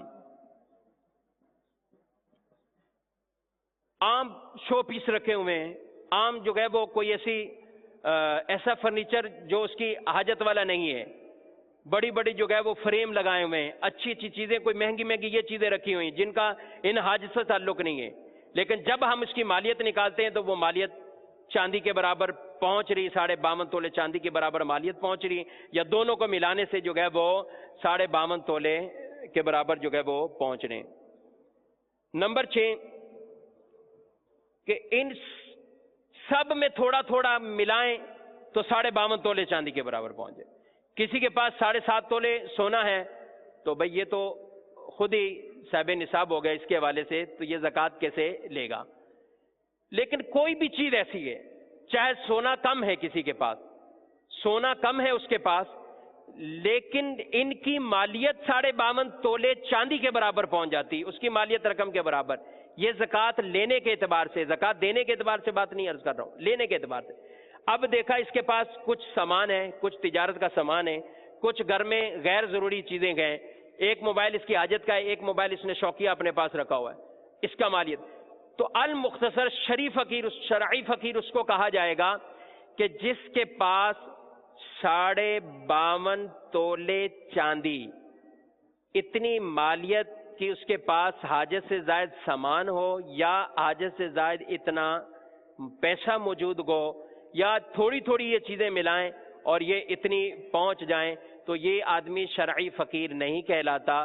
اور جس کے پاس اتنا نہ ہو، ہے اس کے پاس لیکن اتنا نہیں ہے کہ 52.5 تولے چاندی کے برابر پہنچ جائے. مثال کے طور پہ کوئی شخص سید نہیں ہے، ہاشمی نہیں ہے، مثال آپ اپنے بھائی کو دیکھ رہے ہیں کہ آپ اپنے بھائی کی صورتحال دیکھ رہے ہیں، اس کے گھر میں حاجت سے زائد سامان بھی نہیں ہے، مال تجارت بھی نہیں ہے، اس کے پاس سونا چاندی بھی نہیں ہے، یا ہے تو ان کو آپ نے جمع کیا تو ان سب کی مالیت 52.5 تولے چاندی کے برابر نہیں پہنچ رہی. تو ایسی صورت میں وہ حقدار زکوٰۃ کہلائے گا. اس کو زکوٰۃ شرعاً جو ہے وہ ایسے شخص کو زکوٰۃ دی جا سکتی ہے. اس کا خیال رکھنا بہت ضروری ہے. اس کے لیے مکتبۃ المدینہ سے ایک پمفلٹ جاری ہوا ہے، زکوٰۃ کا حقدار کون، زکوٰۃ کون لے سکتا ہے. تو وہ آپ پمفلٹ لیں گے، اس میں یہ ساری شرائط تفصیل سے یہ درج گئے.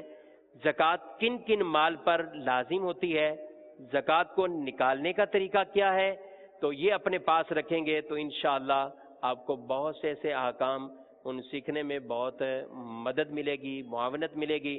بہت سے لوگ ایسے ہیں کہ جو اس والے پوائنٹ میں غلطی کرتے ہیں اور وہ اپنی زکوٰۃوں کو ضائع کر دیتے ہیں. جو مصرف زکوٰۃ نہیں ہے ان میں اپنی زکوٰۃوں کو خرچ کر دیتے ہیں. کوئی آدمی کہتا ہے میں نے مکان لینا ہے، میرے پاس صرف 5 لاکھ روپے موجود ہیں، کچھ پیسے اور لینا چاہ رہا ہوں. تو جب اس کے پاس 5 لاکھ پہلے سے موجود ہے، بھلے اس کے پاس مکان نہیں ہے، جب 5 لاکھ اس کے پاس یہ موجود ہیں تو وہ زکوٰۃ کا حقدار تو نہیں رہے گا. شادی کرنے کے لیے لوگ کہتے ہیں 1 لاکھ ہو چکا ہے، 3 لاکھ کا خرچہ گئے، 1 لاکھ میرے پاس موجود ہے. تو 1 لاکھ اس کے پاس جب موجود ہے تو لوگ آنکھیں بند کرتے ہوئے زکاتیں جو ہے وہ دیتے رہتے ہیں. اسی طرح بعض اوقات کسی کو مالک ہی نہیں بناتے، زکاتیں الگ سے خرچ کر دیتے ہیں. آپ شادی کرو، کھانا ہماری طرف سے آ جائے گا. وہ کینٹین والے کو رقم دے دی، کھانا بیچ دیا، سب جو ہے وہ امیر غریب اس کھانے کو یہ کھا رہے ہیں اور یہ دل میں مطمئن ہو رہا ہے میں نے شادی کرا دی، کھانا کرا دیا، میں نے اپنی زکوٰۃ ادا کر دی۔ ہمارے پاس درجنوں لوگ ایسے دارالافتاء میں بلا مبالغہ آتے ہیں کہ جو اس طرح اپنی زکوٰتوں کو ضائع کر دیتے ہیں، یعنی وہ بظاہر سمجھ بھی رہے ہیں کہ میں بہت اچھی نیکی کر رہا ہوں، لیکن حقیقتاً اس کی زکوٰۃ ضائع ہو رہی ہوتی ہے۔ تو جب آپ زکوٰۃ فرض ہونے کے اعتبار سے، ادا کرنے کے اعتبار سے کس کو دینی ہے، آپ اس کی شرعی رہنمائی ضرور حاصل کیجئے تاکہ آپ جو مال نکال رہے ہیں وہ درست طریقے سے اللہ کے بتائے ہوئے احکام کے مطابق اللہ کی راہ میں خرچ کو اللہ کریم رب العزت جل وعلا ہم سب کو عمل کرنے کی توفیق عطا فرمائے۔ آمین بجاہ نبی الامین صلی اللہ تعالی علیہ وآلہ۔ صلو علی الحبیب صلی اللہ تعالی علی محمد۔ الحمدللہ رب العالمین والصلاة والسلام علی سید المرسلین، اما بعد فاعوذ باللہ من الشیطان الرجیم، بسم اللہ الرحمن الرحیم۔ الصلاة والسلام علیک یا رسول اللہ وعلی آلک واصحابک یا حبیب اللہ۔ الصلاة والسلام علیک یا نبی اللہ وعلى آلك وأصحابك يا نور الله۔ نويت سنة الاعتكاف۔ میرے پیارے پیارے میٹھے میٹھے اسلامی بھائیوں اور مدنی چینل کے ناظرین، الحمدللہ عز وجل ایک بار پھر ہم اپنے اس فرض علوم میں مدنی قاعدہ سیکھنے کے لیے حاضر ہیں۔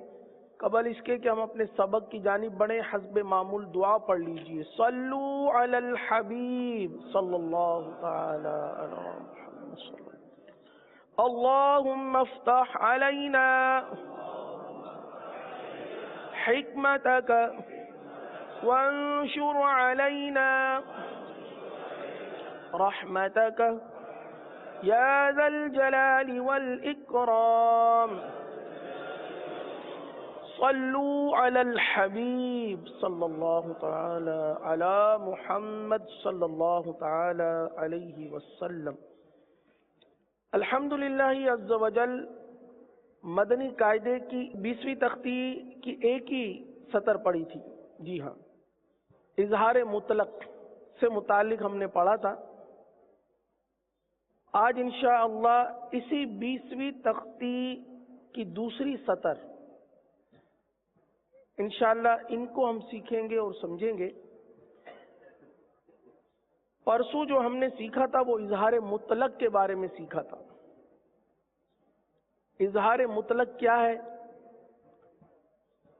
اظہار مطلق صرف اور صرف جہاں پر اظہار کرنا ہو، اظہار کے علاوہ اور کچھ بھی نہیں کر سکتے، تو ایسے قاعدے کو کہتے ہیں اظہار مطلق۔ اور قاعدہ یہ سیکھا تھا کہ ان 4 کلمات میں دنیا، بنیان، صنوان، قنوان، یہ 4 کلمات پورے قرآن مجید میں یہ 4 کلمات ہیں جن پر اظہار مطلق ہوتا ہے۔ جب قاعدہ کیا بیان کیا گیا؟ نون ساکن کے بعد حروف یرملون ایک کلمے میں آنے کی وجہ سے ادغام نہیں بلکہ اظہار مطلق ہوگا، اس لیے ان 4 کلمات میں غنہ نہ کریں۔ ایک ہی کلمے میں ادغام ہو رہا ہے، یہ ہم نے پرسوں سیکھا تھا، اس لیے یہاں پر اظہار مطلق ہوگا۔ دنیا، دنیا، بنیان، صنوان، صنوان، قنوان، قنوان۔ یہ تو ہمارا پرسوں کا سبق تھا جس کی دہرائی ہوئی۔ آج ہے سکتہ۔ سکتہ کیا ہے؟ سکتہ کسے کہتے ہیں؟ آئیے اس قاعدے کو سماعت کرتے ہیں۔ سکتہ کے معنی ہے آواز روک کر سانس لیے بغیر آگے بڑھنا۔ یہ سکتا کہلاتا ہے. یعنی آپ نے آواز روکنی ہے، سانس نہیں لینا. جیسے ایک دم سے آواز رک جاتی ہے، سانس نہیں لیا جاتا، آواز رک جاتی ہے، تو وہ لمحہ بھر کے لیے آواز روکنا، سانس نہ لینا، یہ سکتا کہلاتا ہے. یعنی آواز رک جائے اور سانس جاری رہے. اور 4 کلمات ہیں جو آپ کے سامنے مدنی قاعدے میں موجود ہیں. ان چاروں کلمات میں سکتا ہوگا اور یہ سکتہ واجبہ کہلاتے ہیں. یوں تو پورے قرآن مجید میں 8 مقامات ہیں جہاں پر سکتہ ہوتا ہے. وہ 4 سکتہ سکتہ جائزہ کہلاتے ہیں اور یہ سکتہ واجبہ کہلاتے ہیں. سکتہ واجبہ کہلاتے ہیں. تو آئیے ان کی ادائیگی کر لیتے ہیں اور یہ سیکھ لیتے ہیں کہ سکتہ کس طرح کیا جائے. پڑھیں وقیل من راق. دوبارہ دیکھ لیجئے کہ آواز کس طرح رکی ہے. وقیل من راق. تو آپ نے دیکھا کہ من کے بعد آواز رک گئی، ہم نے سانس نہ لیا. صحیح ہے. وقیل من راق. آگے ہے کلا بل ران. کلا بل ران. اچھا، اس میں ایسا بھی ہوتا ہے کہ سکتہ کے معنی بعض سمجھتے ہیں کہ جھٹکا دینا، تو جھٹکا نہیں دیا جائے گا، بعض جھٹکا دے کر پڑھتے ہیں. جیسے آگے ہے مم مرقدینا، یہاں پر ہم آپ کو سمجھائیں گے کہ جھٹکا کس طرح دے دیا جاتا ہے اور جھٹکا دینا غلط ہے. صحیح ہے. آگے کلمہ پڑھتے ہیں مم مرقدینا ھذا.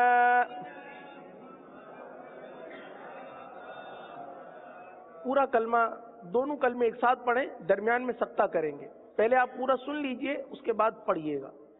مم مرقدینا ھذا.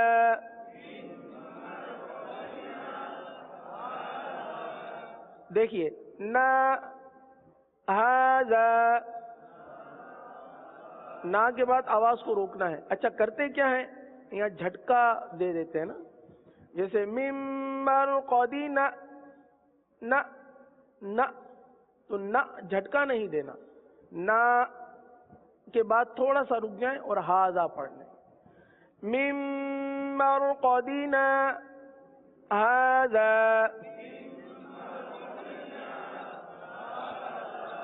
یہ کس کی مشق ہو رہی ہے؟ سکتے کی، کہ سکتہ ہمیں کس طرح کرنا ہے. سکتے کی ادائیگی یہ ہے مم مرقدینا ھذا. اب یہاں پر ذہنوں میں سوال آ سکتا ہے کہ مم مرقدینا کے بعد آپ کو چھوٹا سا میم نظر آ رہا ہے. یہ وقف لازم کی علامت. کس کی علامت ہے؟ ہاں، یہاں پر ضرور ٹھہرنا چاہیے اور ساتھ ہی ساتھ سکتہ بھی ہے. تو ہم کیا کریں، سکتہ کریں کہ وقف کریں؟ آپ یہاں پر وقف کر سکتے ہیں کیونکہ سکتہ سے وقف اولا ہے، یعنی سکتہ سے بہتر وقف ہے. سکتہ سے بہتر وقف ہے اور سکتہ وقف ہی کی ایک قسم ہے. سکتہ وقف ہی کی ایک قسم ہے. بس فرق اتنا ہے کہ وقف میں ہم آواز اور سانس دونوں کو توڑ دیتے ہیں، یعنی آواز کو بھی توڑ دیتے ہیں اور سانس ہمارا جو ہے وہ بھی رک جاتا ہے. صحیح نا، سانس جاری نہیں رہتا. اور سکتہ میں یہ ہوتا ہے کہ صرف آواز رکتی ہے اور سانس جاری رہتا ہے. صحیح نا، سانس نہیں رکتا. بس اتنا سا فرق ہے. باقی سکتہ بھی وقف کے حکم میں ہے. آپ سکتہ سے بہتر وقف کر لیجئے، یہ تو اور زیادہ بہتر ہے. اسے بعض اوقات ذہن میں آتا ہے نا کہ سکتہ کریں یا وقف کریں، تو وقف زیادہ بہتر ہے. اگر وقف نہیں کرتے تو کم از کم سکتہ ضرور کر لیجئے. دوبارہ پڑھ لیجئے. من مرقدنا هذا،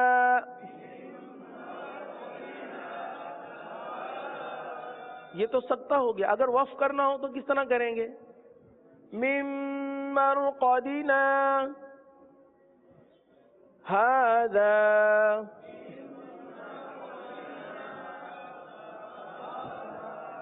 وقف کا جو رکنے کا لمحہ ہے وہ زیادہ ہے. سکتہ میں کچھ لمحہ، 1 سیکنڈ سمجھ لیجیے، 1 سیکنڈ بھی نہ ہو. اور وقفہ جو ہے نا اس میں زیادہ دیر مطلب ہے کہ رکتے ہیں. آگے بڑھتے ہیں. اب اس میں ایوا جن نہیں پڑھیں گے، ایوا جا پڑھیں گے. صحیح، دونوں کو ایک ساتھ پڑھیں گے. ایوا جا قیمن. پہلے سن لیجئے کس طرح پڑھا جا رہا ہے. ایوا جا قیمن. دوبارہ سن لیجئے اور ساتھ اسی انداز میں پڑھ لیجئے. ایوا جا قیمن. جی ہاں. اب یہاں پر ذہنوں میں یہ سوال آ سکتا ہے کہ ایوا جا کیوں پڑھا، جبکہ ہم تو ملا کر پڑھ رہے ہیں، جبکہ ہم تو ملا کے پڑھ رہے ہیں. ابھی تھوڑی دیر پہلے جیسے میں نے عرض کیا کہ سکتہ وقف کے حکم میں ہے. سکتہ جو ہے یہ وقف کے حکم میں ہے. یعنی جس طرح وقف میں تبدیلی ہوتی ہے، 2 زبر کو ایک الف سے بدل دیتے ہیں، اگر زبر زیر پیش ہو تو ساکن کر دیتے ہیں. یہ وقف کے قواعد ہیں نا. تو جو وقف کے اندر تبدیلی ہوتی ہے وہی سکتہ کی وجہ سے تبدیلی ہوتی ہے. تو جیسے ہم پڑھتے ہیں ابدن سے ابدا، کیا پڑھتے ہیں؟ ابدن، آگے وقف ابدا کرتے ہیں نا، ایک الف سے تبدیل کرتے ہیں. ابدن ابد نہیں پڑھتے، ابدن ابدا ہے نا. عمدن عمدا، صغیرن صغیرا، تو 2 زبر کو الف سے تبدیل کرتے ہیں. تو اسی طرح یہاں پر بھی ایوا جن ہے، ایوا جا سکتہ، اور پھر قیم. دوبارہ پڑھ لیجئے. ایوا جا قیمن. ایوا جا قیمن. الحمدللہ عز وجل آج ہم نے سکتہ کی ادائیگی سیکھی، اور سکتہ جن کلمات میں موجود ہیں ان کو پڑھنا بھی سیکھا. امید ہے کہ انشاءاللہ جب ہم قرآن حکیم پڑھیں گے تو سکتہ کی ادائیگی کو یاد رکھیں گے انشاءاللہ عز وجل. نماز کے اذکار میں سورہ فاتحہ پڑھائی جا چکی تھی.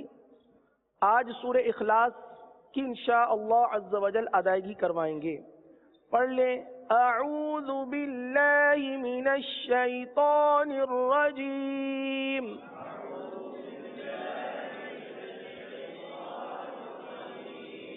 بسم اللہ الرحمن الرحیم.